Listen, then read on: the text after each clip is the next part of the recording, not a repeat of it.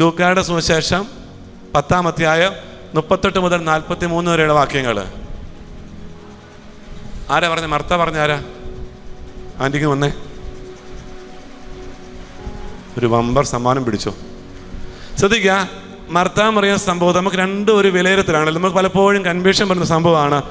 മർത്ത അച്ഛൻ പല പ്രാവശ്യം പറഞ്ഞിട്ടുള്ളതാണെങ്കിൽ പന്തക്കോസ്തായ്ക്ക് നിങ്ങൾ ഒരുങ്ങുമ്പോൾ ദൈവം അനുഗ്രഹിക്കട്ടെ, ഈ പന്തക്കോസ്തായ്ക്ക് നിങ്ങൾ ഒരുങ്ങുമ്പോൾ ഇതൊരു തെരഞ്ഞെടുപ്പ് നിങ്ങൾ നടത്തുന്ന കാര്യമാണ്. കാരണം വെച്ചാൽ നമ്മളിൽ ഒരു മർത്താണ്ട് മറിയുണ്ട്. അച്ഛനോട് പറഞ്ഞിട്ടുള്ള കാര്യമാണേലും അച്ഛനെ ചെറിയൊരു ഇൻസൈറ്റ് മാത്രം അതിന് പറഞ്ഞിട്ട് അച്ഛൻ അടക്കം വേറെ കാര്യം പറയാൻ പോവാണ്. അതായത് നമ്മൾ പുറമേ നോക്കുമ്പോൾ എല്ലാം ശുഭകരമായ കാര്യങ്ങളാണ്. ഞാൻ ഒന്നും അനീതി ചെയ്യുന്നില്ല, ഒന്നും അന്യായമായി പ്രവർത്തിക്കുന്നില്ല, എല്ലാം ഡീസൻ്റായിട്ട് അന്തസ്സായിട്ട് വിശ്വാസത്തോടെ ജീവിക്കുന്നു. നമുക്കറിയാൻ മർത്തായെപ്പോൾ ഈശോയെ കൂട്ടിക്കൊണ്ടുവരാനും ഈശോയ്ക്ക് വെൽക്കം കൊടുക്കാനും ഈശോയെ സൽക്കരിക്കാനും ഈശോയ്ക്ക് നല്ല ആതിഥ്യ മര്യാദയോടുകൂടി എല്ലാം വെച്ച് വിളമ്പാനൊക്കെ നമ്മളെല്ലാം ചെയ്തു.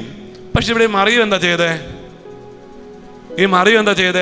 ഈ വന്നിരിക്കുന്നവൻ്റെ സവിശേഷതയെ, വന്നിരിക്കുന്നവൻ്റെ ആ മഹത്വത്തെ മറ്റേതിനേക്കാളേറെ തിരിച്ചറിഞ്ഞുകൊണ്ടും മറിയം സ്വന്തം സഹോദരിയായ മർത്ത എന്തെല്ലാം ആവലാതികൾ, പരാതികൾ, പരിഭവങ്ങൾ പറഞ്ഞൊപ്പിച്ചാലും ശരി, ഈ വീട്ടിൽ കിട്ടിയ ഭാഗ്യം, ഈ വീട്ടിൽ വന്നിരിക്കുന്ന ഭാഗ്യം എനിക്കൊരിക്കലും മറക്കാനോ ഒഴിവാക്കാനോ അത് അന്യാക്കാൻ പറ്റത്തില്ല.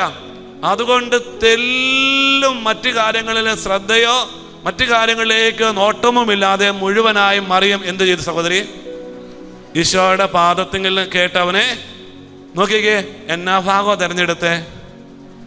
അവൾ നല്ല ഭാഗം തിരഞ്ഞെടുത്തു. നമ്മൾ നോക്കിയ തത്വത്തിൽ മർത്ത ഒരു തെറ്റും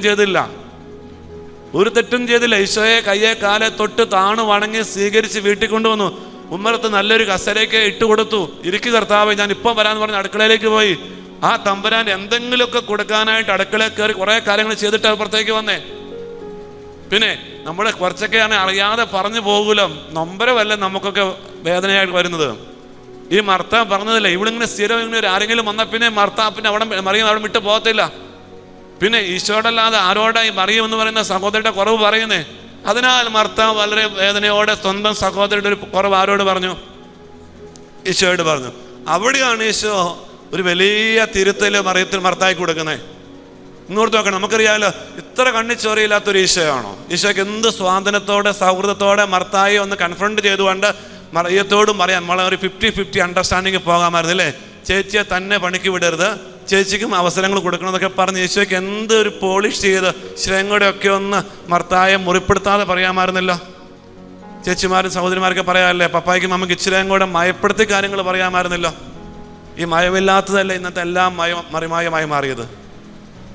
ഓക്കെ, അതുകൊണ്ട് ഞാൻ പറഞ്ഞു, ഇപ്പം നിങ്ങൾ കടന്നു വന്നിരിക്കുന്ന പ്രിയമുള്ളവരെ, ഈ മറിയം തിരഞ്ഞെടുത്ത നല്ല ഭാഗത്തിൻ്റെ തിരഞ്ഞെടുപ്പാണ്. ഇതാണ് അച്ഛൻ നിങ്ങളുടെ ഉദ്ദേശിച്ചേ. ഈ മറിയം തിരഞ്ഞെടുത്ത ഭാഗം ഏതാ? കാരണം വെച്ചാൽ ഈ വന്നിരിക്കുന്നതിന് വേണ്ടത് അപ്പവും കോഴിയും കറിയും ചാറും മീനും അല്ല വേണ്ടേ. അവൻ എല്ലാത്തിൻ്റെയും മതിയായവനും എല്ലാത്തിനും മേൽ വസിക്കുന്നവനുമാണ്. അവന് വേണ്ടത് എൻ്റെ സാന്നിധ്യവും സാമീപ്യവും സഹവാസവുമാണ്. അവന് നമ്മുടെ വേണ്ട ഭൗതികമായ ഒരുക്കങ്ങളും തയ്യാറെടുപ്പുകളും അല്ല. എൻ്റെ ഒരു ത്യാഗത്തിൻ്റെ ഒരു കടന്നു വരവ്, എൻ്റെ ഒരു ത്യാഗത്തിൻ്റെ ഒരു എത്തിപ്പെടൽ. ദൈവമേ, നിന്നെ ഒന്ന് കേൾക്കാൻ, നിന്റെ കൂടെ ആകുവാൻ, നിന്റെ കൂടെ പറപ്പാകുവാൻ. പന്തക്കോസ്ത നിങ്ങൾ നോർത്ത് നോക്കി, പന്തക്കോസ്തയ്ക്ക് സാക്ഷ്യമാകുമ്പോൾ ഈശോ അവരോട് പറഞ്ഞു, നിങ്ങളറിയാം പരിശുദ്ധാത്മാവ് ഉണ്ടോ ഇല്ലയോ? എന്താ പരിശുദ്ധാത്മാവിന് തെളിവ് എന്താ? പെട്ടെന്നൊരു ചോദ്യം ചോദിച്ചതാണ്. ഹലോ, പരിശുദ്ധാത്മാവ് ഉണ്ടോ എന്ന് ചോദിച്ചാൽ എന്ത് നിങ്ങൾ മറുപടി പറയും? എന്താ മറുപടി പറയുന്നത്?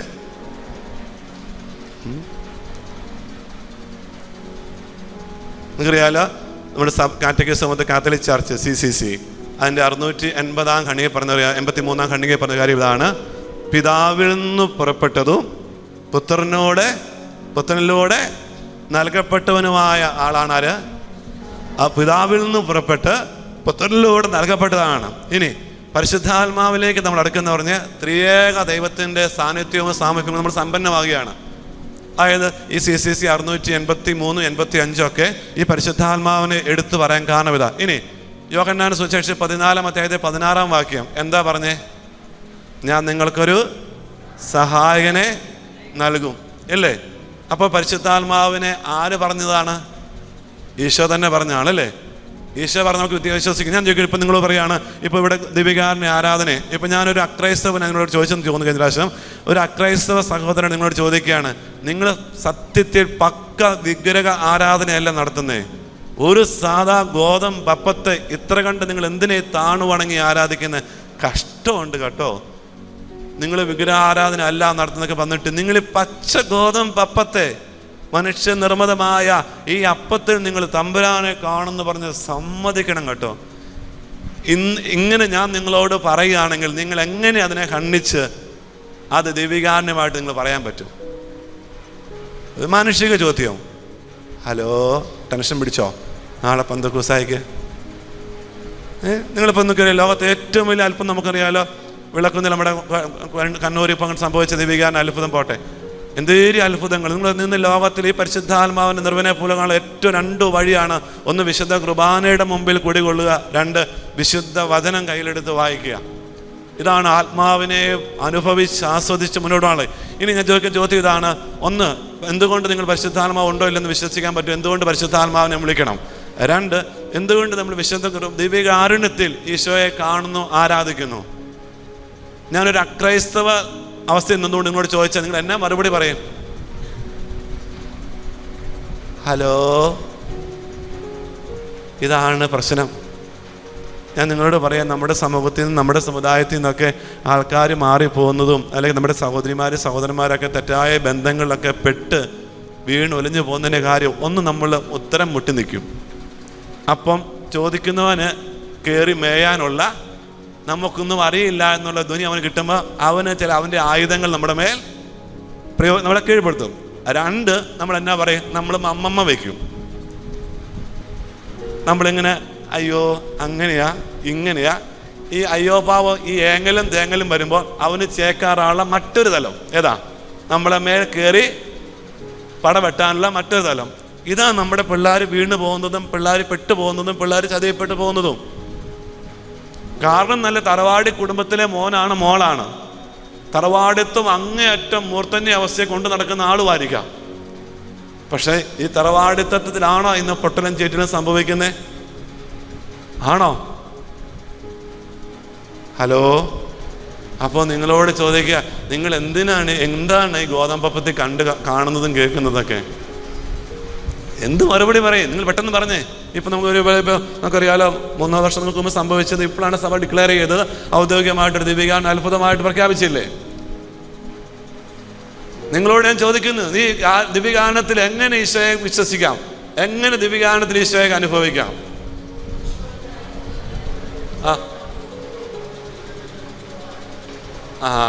എന്താ അതിൻ്റെ വാസ്തവം? അപ്പച്ചൊരു സമ്മാനം തന്നേക്കാൻ, പിടിച്ചോ, മിടുക്കൻ. ഇത് നിങ്ങളെ അച്ഛനും പ്രതി പറയണം. എന്താ സംഭവം? ഇത് ആര് പറഞ്ഞതാ? ആരുടെ അദ്രത്തിൽ നിന്ന് വന്നതാ? ഞാൻ കത്തോലിക്കനായ ക്രിസ്ത്യാനിയായ ഞാൻ ആരെയാണ് ഈശോ എന്ന് പറയുന്നത്? ആ മനുഷ്യ മക്കൾക്ക് വേണ്ടി മനുഷ്യാവതാരം കൊണ്ട് ഈശോയുടെ ഈ പുണ്യ ജൂബിലി വർഷത്തിൽ, ഈ പ്രത്യാശയുടെ തീർത്ഥാടകർ തീർന്നിരിക്കുന്ന സഭ പ്രഖ്യാപിച്ചിരിക്കുന്ന മനുഷ്യാവതാരം പുലകിതന്റെ മഹാ ജൂബിലി വർഷത്തിൽ ആ തമ്പുരാനാണ് താൻ ഒറ്റക്കൊടുക്കപ്പെട്ട രാത്രിയിൽ, ആ തിരുവത്താഴ സമയത്ത് തൻ്റെ പ്രിയ ശിഷ്യന്മാരെ ചേർത്ത് പിടിച്ച് യുഗാന്ത്യത്തോളം നമ്മുടെ കൂടെയാകുവാനും നമ്മുടെ കൂടെ പിറപ്പാകാനും ഒരു നാളും നമ്മളെ അനാഥരാക്കാതെ ഒരു നാൾ നമ്മെ വിട്ടകലാതിരിക്കാനും അവൻ വിശുദ്ധ കുർബാന സ്ഥാപിച്ച് ഇതെൻ്റെ ഓർമ്മയ്ക്കായി ചെയ്യുവിനെന്ന് കൽപ്പിച്ചുകൊണ്ട് അവൻ അപ്പമെടുത്ത് വാഴ്ത്തി വിഭജിച്ച് ഇതെൻ്റെ ശരീരമാവുന്നു വാങ്ങി ഭക്ഷിക്കുക എന്നും ഇതിൻ്റെ രക്തമാവുന്നു വാങ്ങി പാനം ചെയ്യാന്ന് പറഞ്ഞു. ആരുടെ അധരത്തിലൂടെ അരുളി ചെയ്തതാണ്? ഇത്രയും നിങ്ങൾ പറഞ്ഞാൽ മതി. ഞാൻ ആരെയാണോ യേശു അല്ല ക്രിസ്തു അല്ലെങ്കിൽ ഈശോ എന്ന് വിളിക്കുന്നത് അവൻ തൻ്റെ അധരം കൊണ്ട് പറഞ്ഞു. ഇനി അപ്പീലിൽ പോകണോ? നിങ്ങൾ വേറെ ഒന്നും കടപൊഴിഞ്ഞ് ചിന്തിക്കേണ്ട കാര്യമില്ല. ഇനി ഈ പരിശുദ്ധാത്മാവിനെ ആരാണ് വായിച്ചതും ആരാണ് പരിശുദ്ധാത്മാവിനെ കുറിച്ച് വെളിപ്പെടുത്തിയതും? ഈശോ. അതുകൊണ്ട് ഈ പരിശുദ്ധാത്മാവ് ഉണ്ടോ ഇല്ലോ സംശയിക്കേണ്ട കാര്യമുണ്ടോ? നോക്കിക്കേ പ്രിയമുള്ളവരെ, ഈ 19 ദിവസങ്ങൾ ഗുരുവിനെ നഷ്ടപ്പെട്ടതിൻ്റെ തീരാ ദുഃഖ ഭയ ഭീതി വ്യഗ്രതയുടെ നടുവിൽ അടച്ചിട്ട മുറിയിൽ നിന്ന് പുറത്തു വരാനാവാത്ത വിധം അത്രമാത്രം ഭയ അവസ്ഥയിൽ കഴിഞ്ഞ ശിഷ്യ സമൂഹം ഈശോ ഒരു കാര്യം പറഞ്ഞു, നിങ്ങൾ ഇവിടെ വിട്ട് പോകരുത്, നിങ്ങൾ അമ്മയോടൊപ്പം നിങ്ങളുടെ ആകാൻ പറഞ്ഞു. പക്ഷെ ഒരുത്തിനു മാത്രം ഇരിക്കപ്പെടുത്തിയില്ലായിരുന്നു, കിടക്കപ്പെടുത്തിയില്ലായിരുന്നു. ആരായിരുന്നു ആ ടീം? ഈശോ പറഞ്ഞത് ബാക്കി ശിഷ്യന്മാരെല്ലാം ചെയ്തപ്പോൾ ഒരു ശിഷ്യൻ മാത്രം ഇതൊന്നും ഇരിക്കപ്പെടുത്തിയില്ലായിരുന്നു. ആരായിരുന്നു? എന്ത് തോമാസ് ലീഗ പറഞ്ഞ ആളാരാ? ഓടിയോ മെഡിക്കൽ വളരെ സ്മാർട്ട് കേട്ടോ. ഓക്കെ, ആ ഒരു തോമാസ് ലീഗായ്ക്ക് മാത്രം സത്യം പറഞ്ഞാൽ ബാക്കിയുള്ളവർക്ക് മസിൽ പിടിച്ചിരിക്കാൻ പറ്റും. തോമാസ് ലീഗായ്ക്ക് ഒരു ഇരിക്കപ്പെടുത്തിയില്ലായിരുന്നു, കിടക്കപ്പെടുത്തിയില്ലായിരുന്നു, നടക്കപ്പെടുത്തി മാത്രമേ ഉള്ളായിരുന്നു. അതുകൊണ്ട് എന്ത് ചെയ്തു? പകല് മുഴുവൻ അവനിങ്ങനെ വേവലാതിപ്പെട്ട് നടക്കുകയാണ്. എന്നാ പറയാനും, 3 വർഷം വെറുതെ പോയില്ലേ? ഫീസ് അടച്ചത് വെറുതെ ആയില്ലേ? നടന്നത് വെറുതെ ആയില്ലേ? നേതാവായി പൊക്കി നടന്നു. എവിടെ നിന്നിപ്പോ നേതാവ് ഇതാ ക്രൂശിൽ കിടക്കും. ഇനി അവനെ പിടിച്ചാൽ അവന്റെ ശിഷ്യന്മാരുടെ അവസ്ഥ അതിനേക്കാൾ അതിദയനീയമാണ്. എങ്ങനെ ഇനി മുന്നോട്ട് പോകും? സകല വഴികളും അടഞ്ഞു, സകല അവസ്ഥകളും കട്ടപ്പുകയായി ഇറങ്ങി നടന്നു. പക്ഷെ രാത്രിയിൽ അവൻ കിടക്കാൻ വരും. എവിടെ? പകലവൻ മസിൽ പിടിച്ച് പുറത്തേക്ക് നടക്കും, രാത്രി കിടക്കാൻ. പകൽ പുറത്ത് കിടന്നാൽ ആരെങ്കിലും തട്ടിക്കൊണ്ട് പോകല്ലേ? രാത്രി അവൻ എന്ത് ചെയ്തു? ഈ ശിഷ്യന്റെ അടുത്തേക്ക് വരും കിടക്കാനായിട്ട്. അപ്പൊ എന്താ ഇവർ പറയും? ഞങ്ങൾ അവനെ കണ്ടു, അവൻ വന്നു, അവൻ പറഞ്ഞു, അവൻ ഇതൊക്കെ ചെയ്തു, അവന്റെ ഉത്ഥാനത്തിന് അവൻ പറഞ്ഞു വെച്ച് എന്തൊക്കെ ജീവിതകാലത്ത് പറഞ്ഞു വെച്ചിട്ടുണ്ടോ അതൊക്കെ ശരിയാ ഞങ്ങൾ കണ്ടു. തോമാസ് ലീഗ എന്നാ പറഞ്ഞേ? ഞാൻ വിശ്വസിക്കാം. നോക്കിയൊരു പച്ച മനുഷ്യനായിട്ട് തോമാസ് ലീഗ തന്റെ ശിഷ്യരെയും പരിശുദ്ധ അമ്മയെയും സാക്ഷ്യമാക്കി പറഞ്ഞു, ഞാൻ അവന്റെ പാർശ്വത്തിൽ ഇരിക്കുകയും എൻ്റെ കണ്ണുകൾ കൊണ്ട് അവനെ ശ്രദ്ധിക്കും. നോക്ക് പ്രിയമുള്ളവരെ, ഈ തോമാസ് ലീഗ ഇത് പറഞ്ഞു, എന്നിട്ടും പുറത്തുപോയി. പക്ഷെ നമുക്ക് ഈശോ 2 പ്രാവശ്യം പ്രത്യക്ഷപ്പെട്ടപ്പോൾ തോമാസ് ലീഗ ഇല്ലായിരുന്നു. ഈ തോമാസ് ലീഗ ഇത് പറഞ്ഞിട്ട് ഒരു നാൾ എന്ത് ചെയ്തു? തോമാസ് ലീഗയ്ക്ക് ഒരു കാര്യം പിടികിട്ടി. ഇനി ശ്രദ്ധിക്കണം, ഞാനും നിങ്ങളൊക്കെ ഒത്തിരി അലച്ചിലുണ്ട്, ഒത്തിരി അലയുക, കിടന്ന് വ്യഗ്രതപ്പെട്ട് ഇങ്ങനെ ആദിയും വ്യാധിയും ഉത്കണ്ഠയും വ്യഗ്രതയായിട്ട് നമ്മുടെ ജീവിതത്തെ ഇങ്ങനെ ഇല്ലാത്ത രോഗവൈഷമ്യങ്ങളുടെ കലവറയാക്കിക്കൊണ്ട് നമ്മളൊക്കെ ഇരിക്കുകയാണ് ക്രിസ്ത്യാനികളാണ് നമ്മൾ. ഇനി ശ്രദ്ധിക്കണം, ഇതേ തോമാസ് ലീഗയുടെ എഫക്റ്റ്. അങ്ങനെ തോമാസ് ലീഗയ്ക്ക് ഇതിനിടയിൽ ഒരു സുബോധം ഉണ്ടായി. എന്നാ തോമാസ് ലീഗയ്ക്ക് ഉണ്ടായ സുബോധം എന്തായിരുന്നു? ഈ പുറത്തോടെയുള്ള നടപ്പ്, ഈ പുറത്തോടെയുള്ള ഈ പോക്ക് വേണ്ട. ആരാ പറഞ്ഞു വേണ്ടാന്ന്? ഇങ്ങൊന്ന് കൂട്ടാ, എനിക്കൊരു പരിശുദ്ധ ഏറ്റവും കാർഡ് തരാം. ഇവിടേക്കും ഗുഡ് ബോയ്. ഇത് പരിശുദ്ധാത്മാവിൻ്റെ ഏറ്റവും കാർഡാണ് കേട്ടോ, അവനും കൊടുക്കാം. അവനും തരാവേ.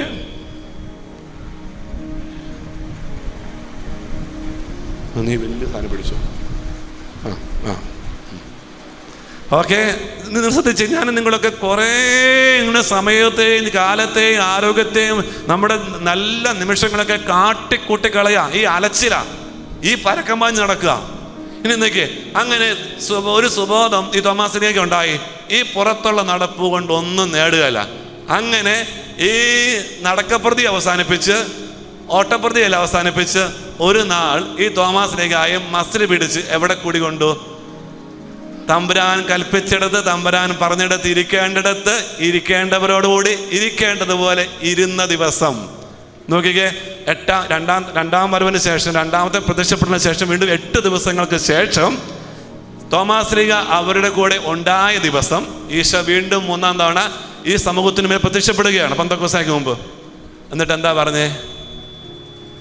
എന്നാ പറഞ്ഞേ? വന്നപ്പോളെ സമാധാനം നിങ്ങളോട് ആശംസിച്ച്. എന്നിട്ട് ആദ്യത്തെ പേര് വിളിച്ചത്, ഹാജർ വിളിച്ചത് ആരെയാ? തോമാച്ച പ്രസന്റ് ആയിട്ട് എഴുന്നേറ്റ് നിന്നു. നോക്കിക്കേ, ഇനി ഈ തോമാസ് ലീഗായ്ക്ക് വേണ്ടി തന്നെയല്ല ഈ 3-ാം പൊക്കം തമ്പുരാൻ ഇങ്ങോട്ട് എഴുന്നള്ളി വന്നേ, അല്ലെ? അടച്ചിട്ട മുറിയിൽ ഉത്തിതനാ ഈശോ കടന്നു വന്നിട്ട് തോമായെ പേര് ചൊല്ലി വിളിച്ചു. ഇതുപോലൊരു പേര് ചൊല്ലി ആരെയും വിളിച്ചായിരുന്നു? സക്കേവസ്. നോക്കിക്കേ, ഇവിടെയും കർത്താവ് തോമാസ് ലീഗായെ തോമസ് ഇങ്ങനെ എഴുന്നേറ്റ് വരിക. എന്താണ് തോമാസ് ലീഗ പച്ച മനുഷ്യ അവസ്ഥയിൽ തൻ്റെ ശിഷ്യന്മാരോട് പറഞ്ഞു വെച്ച് അത് അക്ഷരം പ്രതി തമ്പുരാൻ നിർവഹിക്കാൻ നിന്നുകൊടുത്തോ? നീട്ടിക്കൊടുത്തോ? കൊടുത്തോ? തമ്പുരാൻ നിന്നുകൊടുത്തോ? തൻ്റെ കൈകൾ നീട്ടി കാണിച്ചോ? തൻ്റെ പാർശ്വം എടുത്ത് കാണിച്ചോ? നോക്കൂ പ്രിയമുള്ളവരെ, ഒരു ഇരിക്കേണ്ടിടത്ത് ഇരിക്കേണ്ടവരോടുകൂടെ ഇരിക്കേണ്ടതുപോലെ ഇരുന്നാൽ ഇരുത്തിവൻ നിങ്ങളെ അനുഗ്രഹിച്ചുയർത്തും. ശ്രദ്ധിച്ച്, ഇത് നിങ്ങൾ മറന്നു പോകരുത്. കാരണം വെച്ചാൽ ഇതൊരു ദൈവത്തിൻ്റെ പദ്ധതിയായിരുന്നു. നിങ്ങൾ ഇവിടം വിട്ട് പോകരുത്.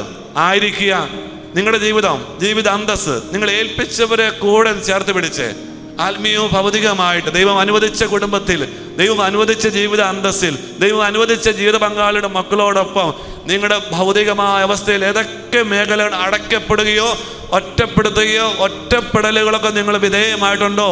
എൻ്റെ പ്രിയമുള്ളവരെ, ദൈവം നിങ്ങളെ ഭരമേൽപ്പിച്ചതിനെ ചേർത്ത് പിടിച്ച് ആ അവസ്ഥയിൽ നീ ഒന്ന് ഒതുങ്ങി നിന്നേ. ദൈവം സമയത്തിൻ്റെ പൂർണ്ണതയിൽ തൻ്റെ ആത്മാവിനെ അയക്കും. മനസ്സിലാവണേ?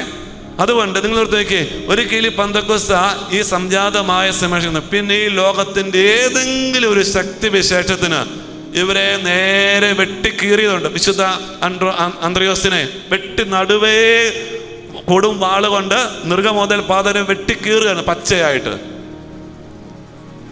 അപ്പൊ ഓരോ ശിഷ്യന്മാരും യോഹന്നാൻസ്ലേക്ക് ഒഴിച്ച് ബാക്കി 10 പേരെയും ഈ രക്തസാക്ഷികളാവുകയാണ് ചെയ്തേ. ഓരോരുത്തരും ഒത്തിരി കീഴാതെ പ്രവർത്തികൾക്ക് മുമ്പിൽ വിട്ടുകൊടുക്കുമ്പോഴും പ്രിയമുള്ളവരെ, അവരുടെ ജീവിതം എന്താ? തമ്പുരാന്റെ നാമം പ്രഘോഷിക്കുക ജീവിതമായി മാറി. അതുകൊണ്ട് അനുഗ്രഹീത ദൈവജനമേ, നമ്മൾ ഈ കാലഘട്ടത്തിൽ ഓർക്കുക, ഈ കാലഘട്ടം ഓർക്കുക, നീ വിശുദ്ധ കുർബാനയുടെ മുമ്പിൽ ഒന്ന് തമ്പടിച്ചാൽ, വിശുദ്ധ കുർബാനയുടെ മുമ്പിൽ മുട്ടുമടക്കിയാൽ, ഇനി ഈ പരിശുദ്ധാത്മ സഹായകനെ നമ്മുടെ ജീവിതത്തിൽ എല്ലാ കാര്യങ്ങളും ഉറപ്പ് വരുത്താൻ മനസ്സ് വെച്ച് 2 കൈകളും നെഞ്ചോട് ചേർത്ത് പിടിച്ച് നിവർന്നു നിന്നേ. എല്ലാവരും നിവർന്നിരുന്നേ. എല്ലാവരും നിവർന്ന്, ആരും ചാരരുത്. ചാരി കഴിഞ്ഞാൽ നിങ്ങൾ താഴെ പോവേ. അച്ഛന് ഉത്തരവാദിയല്ല. അച്ഛൻ പറയാണ്, നിങ്ങളുടെ കസേരകൾ വെറും സദാ സ്റ്റൂളിലാണ്, ചാരില്ലാതെ ഒരു ബെഞ്ചിൽ സ്റ്റൂളിൽ ഇരിക്കുന്ന പോലെ ഇരിക്കുക. ചാര് ഒഴിവാക്കുക. ഒരു നിമിഷം കൈകൾ നെഞ്ചോട് ചേർത്ത് പിടിച്ച് ഈ ഒരു ചൊല്ലിത്തരുന്ന പ്രാർത്ഥന ഏറ്റു ചെല്ലുക. ഓ എൻ്റെ പരിശുദ്ധാത്മാവേ, എൻ്റെ ജീവിതത്തിൻ്റെയും എൻ്റെ ജീവിത അന്തസ്സിൻ്റെയും സമ്പൂർണ്ണ നിയന്ത്രണം നീ ഏറ്റെടുക്കണമേ. ഓ എൻ്റെ പരിശുദ്ധാത്മാവേ, എൻ്റെ ജീവിതത്തിൻ്റെയും എൻ്റെ ജീവിത അന്തസ്സിൻ്റെയും സമ്പൂർണ്ണ നിയന്ത്രണം നീ ഏറ്റെടുക്കണമേ. ഒരിക്കൽ കൂടി, ഓ എൻ്റെ പരിശുദ്ധാത്മാവേ, എൻ്റെ ജീവിതത്തിൻ്റെയും എൻ്റെ ജീവിത അന്തസ്സിൻ്റെയും സമ്പൂർണ്ണ നിയന്ത്രണം നീ ഏറ്റെടുക്കണമേ. 2 കരങ്ങളൊന്ന് ഉയർത്തിക്കേ. ശക്തനായ ദൈവത്തിൻ്റെ ശക്തമായ കരത്തിൻ്റെ മുമ്പിൽ സർവം സമർപ്പിച്ചുകൊണ്ട് ഒന്ന് കരമുയർത്തി, ഒന്ന് സ്വരമുയർത്തി, ഓ എൻ്റെ പരിശുദ്ധാത്മാവേ എന്നൊന്ന് വിളിച്ചേ. ദാഹിക്കുന്നവർക്ക്, ചോദിക്കുന്നവർക്ക്, അന്വേഷിക്കുന്നവർക്ക്, മുട്ടുന്നവർക്ക് സംലഭ്യമാകുന്ന പിതാവായ ദൈവത്തിൽ നിന്നും പുറപ്പെട്ട് പരിശുദ്ധനായ ദൈവത്തിലൂടെ നൽകപ്പെടുന്ന ദൈവത്തിൻ്റെ ഏറ്റവും വലിയ സമ്മാനമാണ്.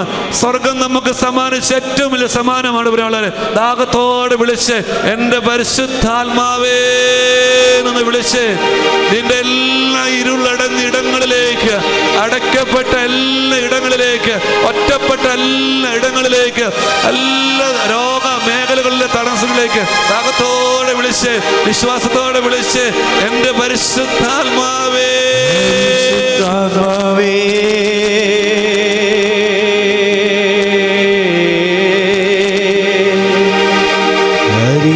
പരിശുദ്ധാത്മാവേ,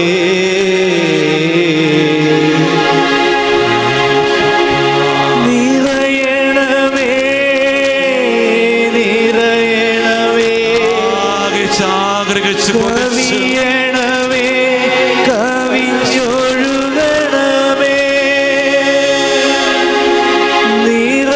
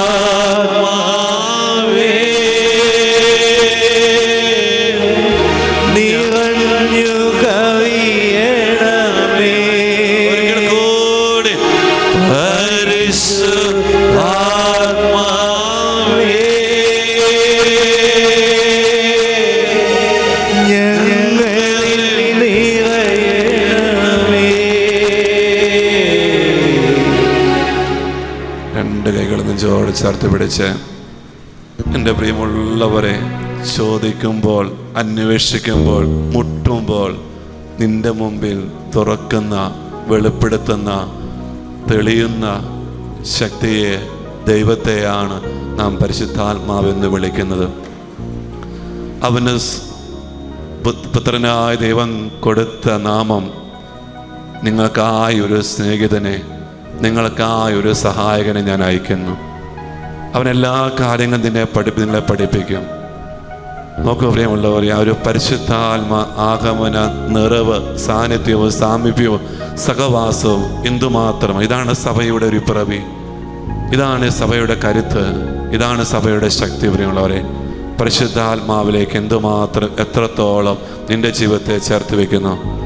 പുത്രൻ പിതാവായ ദൈവത്തിൻ്റെ സ്നേഹത്തിൻ്റെ, പുത്രനായ ദൈവത്തിൻ്റെ കൃപയുടെ, പരിശുദ്ധാത്മ ദൈവത്തിൻ്റെ സഹവാസ സാന്നിധ്യത്തിൻ്റെ ഇടപെടലുകളിൽ ത്രിത്വൈക ദൈവം നമുക്കായി സമ്മാനിക്കുമ്പോൾ, പിതാവിൻ്റെ അനന്ത സ്നേഹത്തിലേക്കും പുത്രൻ്റെ അനുഗ്രഹ കൃപാ നീർച്ചാലിലേക്കും പരിശുദ്ധാത്മ സഹവാസത്തിലേക്ക് നമ്മുടെ ജീവിതം എത്തിപ്പെടുമ്പോൾ, നമ്മുടെ ജീവിതം എത്തി നിൽക്കുമ്പോൾ നാം സർവ്വതിലും സകലതിലും സമ്പന്നമാവുകയാണ്. പ്രിയമുള്ളവരെ, നമുക്കൊരു നിമിഷം കൂടെ കൈകൾ നെഞ്ചോട് ചേർത്ത് പിടിച്ച് പിതാവായ ദൈവത്തെ ഓർക്കുമ്പോൾ സ്നേഹത്തിൻ്റെ കുത്തൊഴുക്ക് നിന്നിലേക്ക് സംഭവിക്കുന്നു. പുത്രനായ ദൈവത്തെ വിളിക്കുമ്പോൾ കൃപയുടെ നിറവ് നിന്നിലേക്ക് വർഷിക്കപ്പെടുന്നു. പരിശുദ്ധാത്മാവേ എന്ന് വിളിക്കുമ്പോൾ ആത്മമാരിയുടെ അഭിഷേകത്താൻ നീതാ അനുഗ്രഹത്തിൻ്റെയും അഭിഷേകത്തിൻ്റെയും അലയടികൾക്ക് സാക്ഷ്യമാകുന്ന നിന്നിലെല്ലാം നിസ്സഹായതയ്ക്കും അവസാനമായി മാറുകയാണ്. നീ ഏതൊക്കെ മേഖലകളിൽ ഒരു നിസ്സഹായത അനുഭവിക്കുന്നോ, ഏതൊക്കെ മേഖലകളിൽ ഒറ്റപ്പെടൽ അനുഭവിക്കുന്നോ, ഏതൊക്കെ മേഖലകളിൽ ഉത്തരം കിട്ടാതെ അലയുന്നൊരു അലച്ചിലിൻ്റെ അവസ്ഥയുണ്ടോ, അവിടേക്കെല്ലാം ഈ ഒരു പരിശുദ്ധാത്മാവെയാണ് തമ്പുരാൻ സമ്മാനിച്ച് അയക്കുന്നത്. പ്രിയമുള്ളവരെ, എങ്കിൽ നമുക്കൊന്ന് ചേർന്ന് അത്രയേക നാമജപത്തി ഒന്ന് ചെല്ലുകയാണ്. അച്ഛനൊന്ന് ഒരു തവണ പറയുകയാണ്, അതിനുശേഷം നമ്മുടെ ഒരു 3 തവണ. നിങ്ങറിയാലോ, ആബാ പിതാവേ എന്ന് വിളിക്കുമ്പോൾ സ്നേഹത്തിൻ്റെ നിറവാണ് നിന്നിലേക്ക് വർഷിക്കുക. അപ്പൊ നിന്നിൽ ഒരു ദൈവസ്നേഹത്തിന്റെ അലയടികൾ നിന്നിൽ ഇടം പിടിക്കുമ്പോൾ, ആ സ്നേഹത്തിന്റെ ആഴം നിന്നെ കുടികൊള്ളുമ്പോൾ, അവിടെ നീ ലോകം വെച്ച് നീട്ടുന്ന ഒരു സ്നേഹത്തെ കുറിച്ച് ദാഹിക്കാനോ, ഈ ലോകത്തിന്റെ ഒരു സ്നേഹത്തിന് വേണ്ടിയുള്ള ദാഹം നിനക്കുണ്ടാകത്തില്ല. ദൈവസ്നേഹത്തിന്റെ ആഴങ്ങളിലേക്ക്, അടയാളങ്ങളിലേക്ക്, അനുഭവത്തിലേക്ക് നീ കടന്നു വരുമ്പോൾ, ലോകം എന്തുമാത്രം സ്നേഹം തിരസ്കരിക്കപ്പെടുന്ന പ്രവർത്തികൾക്ക്, അവസ്ഥകൾക്ക് നിന്റെ മുമ്പിൽ കാരണമാകുമ്പോഴും നീ ഒരിക്കലും ഒന്നിനും അസ്വസ്ഥനാകാറില്ല.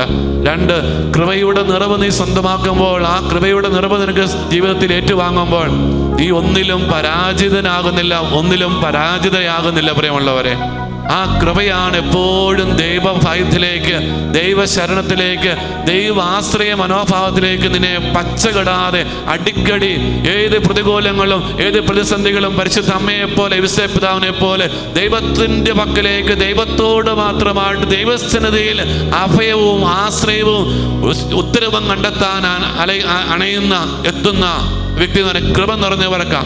പരിശുദ്ധമ്മ കൃപ നിറഞ്ഞവളായിരുന്നു. അതിനാലാണ് ദൈവകരങ്ങളിലേക്ക് അവൾ ദൈവത്തോട് ചോദിക്കുകയാണ്, ഇതെങ്ങനെ സംഭവിക്കും? യോസേപ്പ് പിതാവ് കൃപ നിറഞ്ഞവരായിരുന്നു. അതുകൊണ്ടാണ് മാനുഷിക സ്വപ്നങ്ങൾ മുഴുവനും താറുമാറായപ്പോഴും ആ ഒരു പ്രതിസന്ധിയുടെ ഇരുളടഞ്ഞ രാത്രിയിൽ ദൈവത്തിൽ മാത്രം ശരണം വെച്ചുകൊണ്ട് ഈ ലോകത്തിൽ ആരോടും ഒരു ആലോചനയ്ക്കോ പര്യാലോചനയ്ക്കോ ഇടങ്ങിത്തിരിക്കാതെ ദൈവസന്നിധിയിൽ മാത്രം വലയം പ്രാപിച്ച് ദൈവസ്വരത്തിന് കാതോർത്ത് ദൂതൻ കൽപ്പിച്ചതുപോലെ പ്രവർത്തിക്കാൻ യോസേപ്പ് പിതാവിനിടെ അത് കൃപയുള്ളതുകൊണ്ട്, അതുകൊണ്ട് കൃപയുടെ നിറവാകുന്ന പുത്രനായ ഈശോയിലേക്ക് വീണ്ടും പരിശുദ്ധാത്മ സഹവാസം ശക്തി. നീ എപ്പോഴും എൻ്റെ കൂടെ ഒരാളുണ്ട്, എനിക്കൊരാളുണ്ട്, എനിക്ക് എല്ലാം ആകുന്ന ഒരാളുണ്ട്. ഞാൻ പിന്നെ എന്തിന് ആരെല്ലാം എന്നെ ഒറ്റപ്പെടുത്തിയാലും, ആരെല്ലാം എന്നെ ഒറ്റക്കൊടുത്താലും, ആരെല്ലാം എന്നെ അകറ്റി നിർത്തിയാലും എന്നെ ചേർത്ത് പിടിക്കുന്ന ഒരു ആത്മസുഹൃത്തുണ്ട്, ഒരു ആത്മസ്നേഹിതനുണ്ട്, ഒരു കൂടപ്പിറപ്പുണ്ട്, ഒരു കൂട്ടുകാരനുണ്ട്, എൻ്റെ കൂടെയാകുന്ന ഒരാളുണ്ട്. അത് പരിശുദ്ധാത്മാവ്. നമുക്കൊന്ന് ചേർന്ന് കൈകൾ നെഞ്ചോട് ചേർത്ത് പിടിച്ചുകൊണ്ട് അച്ഛനൊന്ന് ഒരു തവണ പാടും. അതിനുശേഷം നമ്മളെല്ലാവരും ഒന്ന് ചേർന്ന് പറഞ്ഞു, ആവാ പിതാവേ യേശുവേ നാഥാ പരിശുദ്ധാത്മാവേ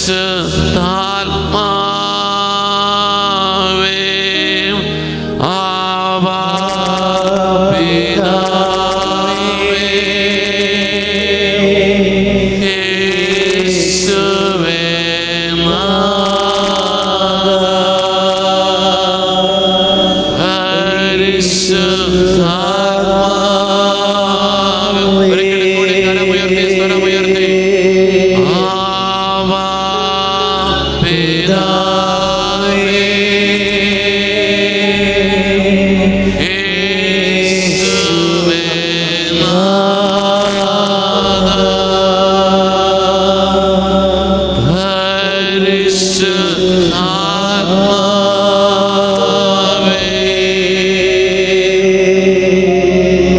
ഈശോമിശിഹായുടെ വാഗ്ദാനങ്ങൾക്ക് ഞങ്ങൾ യോഗ്യരാകുവാൻ സുരേശന്റെ പരിശുദ്ധമാതാവേ ഞങ്ങൾക്ക് വേണ്ടി അപേക്ഷിക്കണമേ.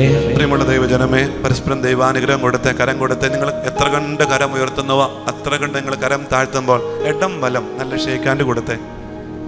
മുഖന്നോട്ടം പുണ്യമാണ്, കൈനോട്ടം പാപമാണ്. അപ്പോൾ പെന്തക്കോസ്തായുടെ തലേ ദിനം നിങ്ങൾ പാപത്തിൽ വീഴാതെ പുണ്യത്തിലും കൃപയിലും ഉയരാനും വളരാനുള്ള സമയമാണ്. നിങ്ങൾ മുഖം നോക്കുക. എന്നിട്ട് എന്നാ നിങ്ങൾ പറഞ്ഞ കൈ കൊടുത്തപ്പോൾ ദൈവാനുഗ്രഹമാകട്ടെ, ദൈവം അനുഗ്രഹമാകട്ടെ എന്ന് പറയരുത്. ദൈവം അനുഗ്രഹിക്കട്ടെ എന്നും പറയരുത്. മറിച്ച് ദൈവാനുഗ്രഹമാകട്ടെ ഒറ്റ വാക്കാണ്, മാറിപ്പോരുതേ. ഞാൻ തിയോളജി മാറ്റിക്കരുത് കേട്ടോ. ശ്രദ്ധിക്കുക, നിങ്ങൾ ഒരാളെ അനുഗ്രഹിക്കാനും പോകരുത്. പറയാലോ തത്വത്തിൽ എന്നുവെച്ചാൽ നിങ്ങൾ മറ്റുള്ളവരെ എപ്പോഴും അനുഗ്രഹമായി കാണുക. പക്ഷെ നമ്മളെക്കാൾ എന്ത് യോഗ്യതയുള്ളവരായിരിക്കാം ഒരുപക്ഷെ നമ്മുടെ മുമ്പിൽ വന്ന് നിൽക്കുക, അല്ലേ? അതുകൊണ്ട് എപ്പോഴും ദൈവാനുഗ്രഹമാകട്ടെ എന്ന് പറയുമ്പോൾ എന്താ അതിൻ്റെ വ്യത്യാസം? അച്ഛനോടെ പറഞ്ഞിട്ടുള്ളതാണെങ്കിൽ ഇപ്പോൾ ഈ പരിശുദ്ധാത്മാവിൻ്റെ പെന്തക്കോസ്തായ്ക്ക് ഒരുങ്ങുമ്പോൾ ഇന്ന് നിങ്ങൾ ചെയ്യേണ്ട ഒരു പ്രവൃത്തി ഇതാ. മാക്സിമം എന്താ ദൈവാനുഗ്രഹമാകട്ടെ എന്ന് പറയുമ്പോൾ പ്രത്യേകത എന്താ? നമ്മൾ സമാസമമായി, അല്ലേ? ഒരാളെപ്പോലും ചെറുതാക്കാതെ ഒപ്പമുള്ളവരെ മുമ്പിലുള്ളവരെ നമ്മൾ ഒപ്പത്തിനൊപ്പം കണ്ട് അവരെ അനുഗ്രഹിക്കുന്നതാണ് ദൈവാനുഗ്രഹമാകട്ടെ എന്ന് പറഞ്ഞ നിലപാട്. നമുക്ക് രണ്ട് തൊഴിലുണ്ട് നമ്മുടെ ജീവിതത്തിൽ. എന്താ നമ്മുടെ ജീവിതത്തിൽ 2 തൊഴിൽ? മാമോദീസ വെള്ളം തലയിൽ വീണ നമ്മുടെ ജീവിതത്തിൻ്റെ 2 തൊഴിലെന്താ? ഒരു മാമോദീസ കുട്ടി ആയപ്പോൾ മാമോദീസയിലൂടെ തിരുസഭയിൽ ജന്മമെടുത്ത നമ്മുടെ ജീവിതത്തിൻ്റെ 2 നമ്മൾ നിഷിദ്ധമായിരിക്കുന്ന 2 ദൗത്യങ്ങൾ. 1 അനുഗ്രഹിക്കുക, 2 അഭിനന്ദിക്കുക. മനസ്സിലായല്ലോ? അനുഗ്രഹിക്കുക എന്നുള്ളത് നമ്മളിൽ കുടികൊള്ളുന്ന ദൈവിക പ്രവൃത്തി. മനസ്സിലാവണേ? നാം ദൈവത്തിൻ്റെ ഛായയിൽ സൃഷ്ടിക്കപ്പെട്ടു. ആ ദൈവത്തിൻ്റെ ഛായയിൽ സൃഷ്ടിക്കപ്പെട്ട നമ്മുടെ ജീവിതത്തിൻ്റെ ദൈവിക പ്രവൃത്തിയാണ്, നമ്മളിൽ കുടികൊള്ളുന്ന ദൈവിക പ്രവൃത്തിയാണെന്ത്? മറ്റുള്ളവരെ അനുഗ്രഹിക്കുക. എപ്പോഴും മറ്റുള്ളവർക്കൊരു അനുഗ്രഹമേകുക.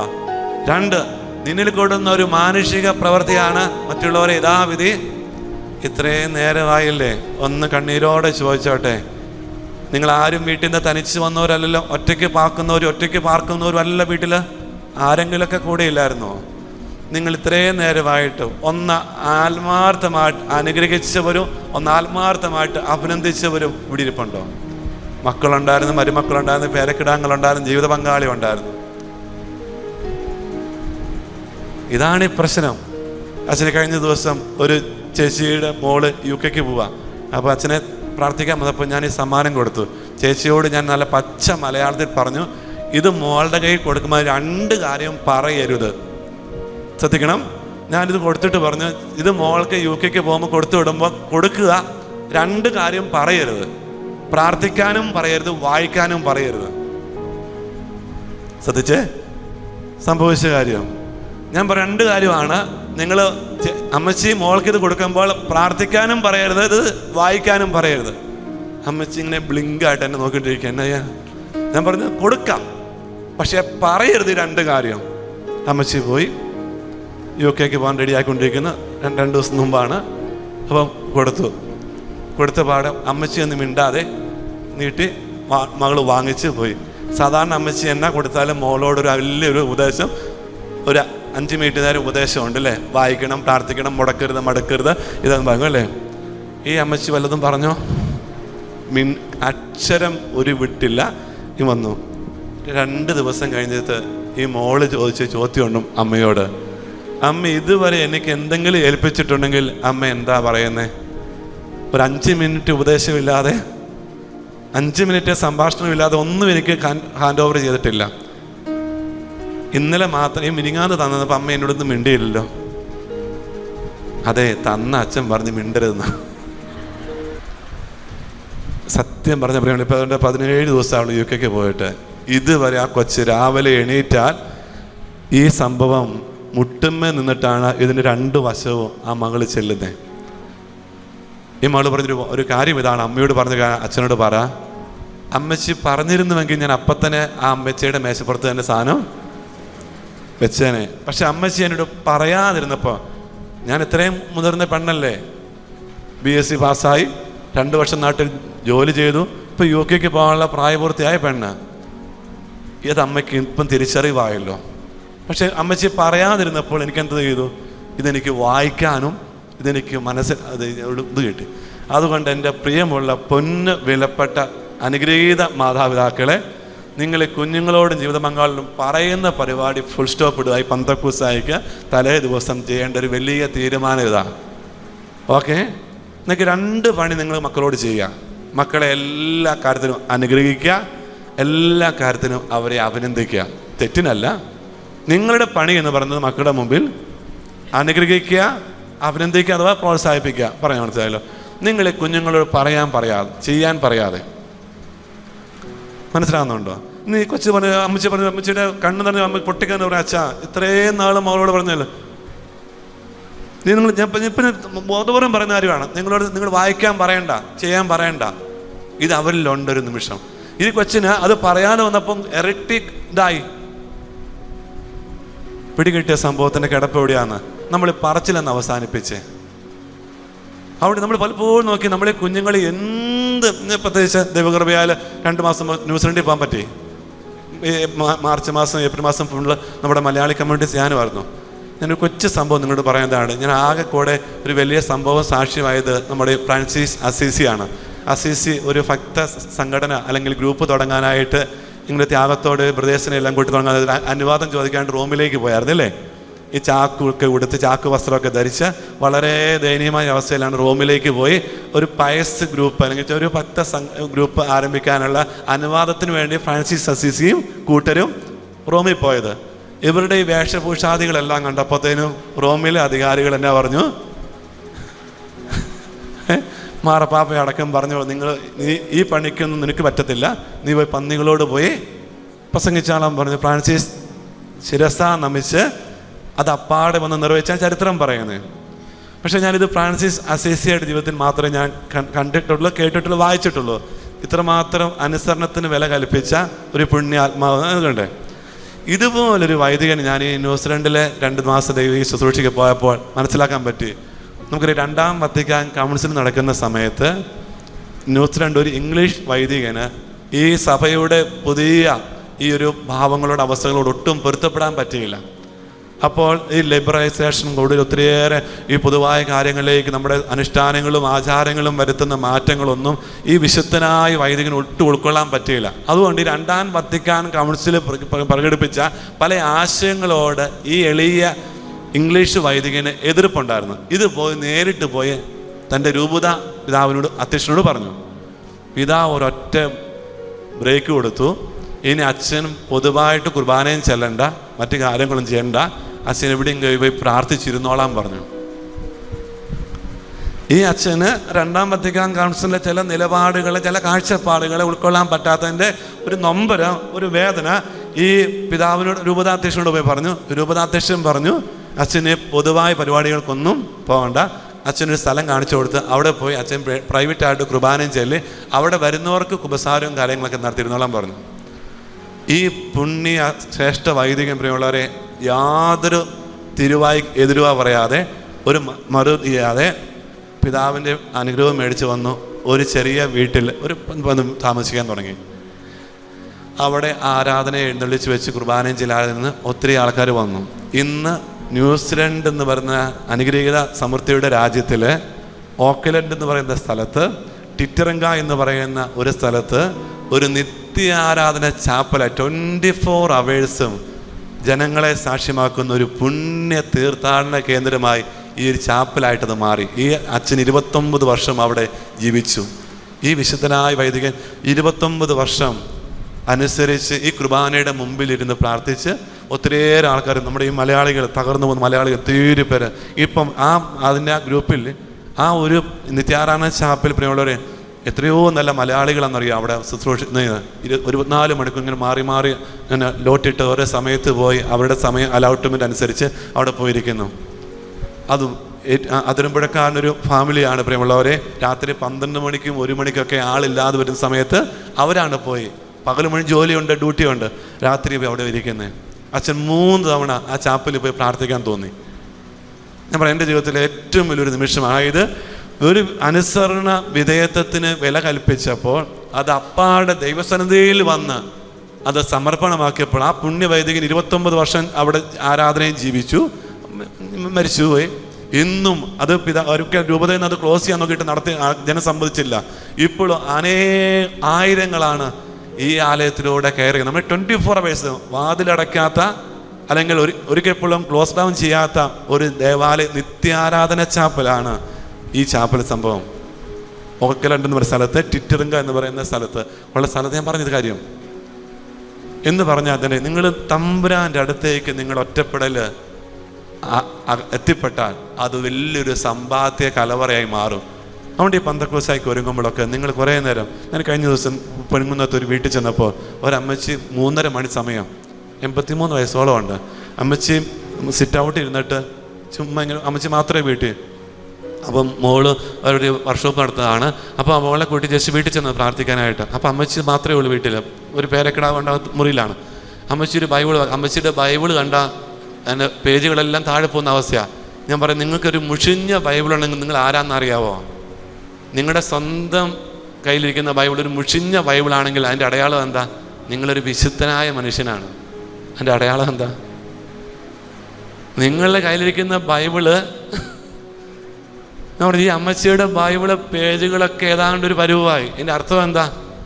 അമ്മച്ചി ദിവസം പ്രതി 1/2 മണിക്കൂർ ഉച്ച കഴിഞ്ഞ്, നമ്മളൊക്കെ ഉച്ചയ്ക്ക് 3:30 ഉറങ്ങുന്ന സമയം 3:30 മണി, 1/2 മണിക്കൂർ മിനിമം ബൈബിള് വായിച്ചുകൊണ്ടിരിക്കും.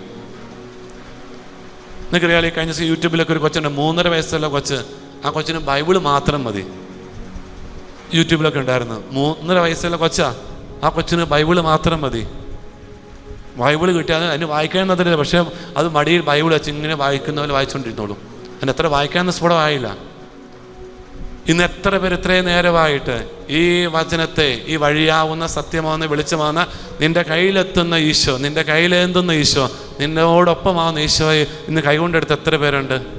ഇന്ന് വിശുദ്ധ ഗ്രന്ഥം കയ്യിലെടുത്ത് എത്ര പേരുണ്ട് ഇവിടെ? ഇത്രയും നേരമായില്ലേ? നോക്കിക്കേ, മൊബൈലിൽ ബൈബിൾ വായിക്കുന്നതല്ല, അതൊരിക്കലും ഒരു ഭൂഷണമല്ല, അതൊരിക്കലും നന്മയല്ല. നിങ്ങൾ മൊബൈൽ പരിപാടി, അത് പ്രസംഗമായാലും ധ്യാനമായാലും മാക്സിമം ശ്രദ്ധിക്കുക. നിങ്ങൾ പുണ്യത്തിൽ ആരംഭിക്കും, പാപത്തിൽ നിങ്ങൾ അവസാനിക്കും. ശ്രദ്ധിച്ചോ? നിങ്ങൾ ഈ മൊബൈലിൽ കാണുന്ന പരിപാടിയെല്ലാം എന്താ ചെയ്യുന്നത്? നിങ്ങൾ മഹാപുണ്യത്തിലാണ് ഓപ്പണിങ് ചെയ്യുന്നത്, പക്ഷെ അത് അവസാനിക്കുമ്പോൾ എന്ത് ചെയ്യുന്നത്? ഏതെങ്കിലുമൊക്കെ പാവപ്രലോഭന വേല ചെന്നിട്ട് നിങ്ങൾ മൊബൈൽ ഓഫ് ചെയ്യുള്ളൂ. അതുകൊണ്ട് നിങ്ങൾ ബൈബിൾ കൈകൊണ്ടെടുത്ത്, ബൈബിളെടുത്ത കൈകൊണ്ട് ഭക്ഷണം പാകം ചെയ്തേ, ബൈബിളെടുത്ത കൈകൊണ്ട് പാഠപുസ്തകം തുറന്നേ, ബൈബിളെടുത്ത കൈകൊണ്ട് നിങ്ങളുടെ ജീവിത പങ്കാളിയെ മക്കളെ ഒന്ന് അനുഗ്രഹിച്ചേ. അതാ പരിശുദ്ധ ബെനഡിക്റ്റ് മാർപ്പാപ്പ പറഞ്ഞു, നിന്റെ കയ്യിൽ വരുന്നത് ഈശോയാണ് ബൈബിൾ. അതായത് കുർബാനമത്തെ ദിവ്യകാരുണ്യം നിന്റെ കയ്യിലേക്ക് വെച്ച് തരുമ്പോൾ നീ എങ്ങനെയാ ദിവ്യകാരുണ്യത്തെ കാണുന്നോ ആ ഒരു അനുഭവത്തോടെ ബൈബിൾ കാണണം. നിന്റെ കയ്യിൽ വരുന്ന ഈശോ. ഞാൻ ഇപ്പം നിങ്ങൾക്ക് ഒരു സമ്മാനം തരുന്നുണ്ട്. ഈ തിരുഹൃദയത്തിൽ 20 കാര്യമാണ് നീ ബൈബിൾ വായിക്കുമ്പോൾ സംഭവിക്കുന്നത്. 20 കാര്യങ്ങൾ. അതാണ് അതിൻ്റെ പുറകിൽ എഴുതിയത്. ഇംഗ്ലീഷാണ്, മലയാളമുണ്ട്. 20 കാര്യങ്ങളാണ് നീ ബൈബിൾ എടുക്കുമ്പോൾ ബൈബിൾ വായിക്കാൻ സംഭവിക്കുന്നത്. പക്ഷെ നമ്മൾ അതാണ് ഏറ്റവും ലീസ്റ്റ് ബോധർ. ഒരു ദിവസം എത്രയോ തവണ മൊബൈൽ എടുക്കുന്നു, എത്രയോ തവണ മറ്റ് ഭൗതിക വസ്തുക്കളും കാര്യങ്ങളും നമ്മൾ ചെയ്യാറുണ്ട്. പ്രിയമുള്ളവരെ, ഒന്ന് ദൈവവചനത്തെ കയ്യിലെടുത്ത്, അച്ഛൻ എൻ്റെ കൂടെ പറഞ്ഞൊരു കാര്യമാണ്, നിങ്ങൾ ബൈബിൾ എടുക്കുമ്പോൾ എന്താ ചെയ്യേണ്ടേ? 4 കാര്യങ്ങൾ ശ്രദ്ധിക്കണം. ചുമ്മാ അവിടുന്ന് ഇവിടുന്ന് വലിച്ചു വാരി എടുത്താൽ പോരാ. ബൈബിൾ എടുക്കുന്ന 4 കാര്യങ്ങൾ പറയാവോ? അച്ഛനോടെ പറഞ്ഞിട്ടുള്ള കാര്യമാണ്.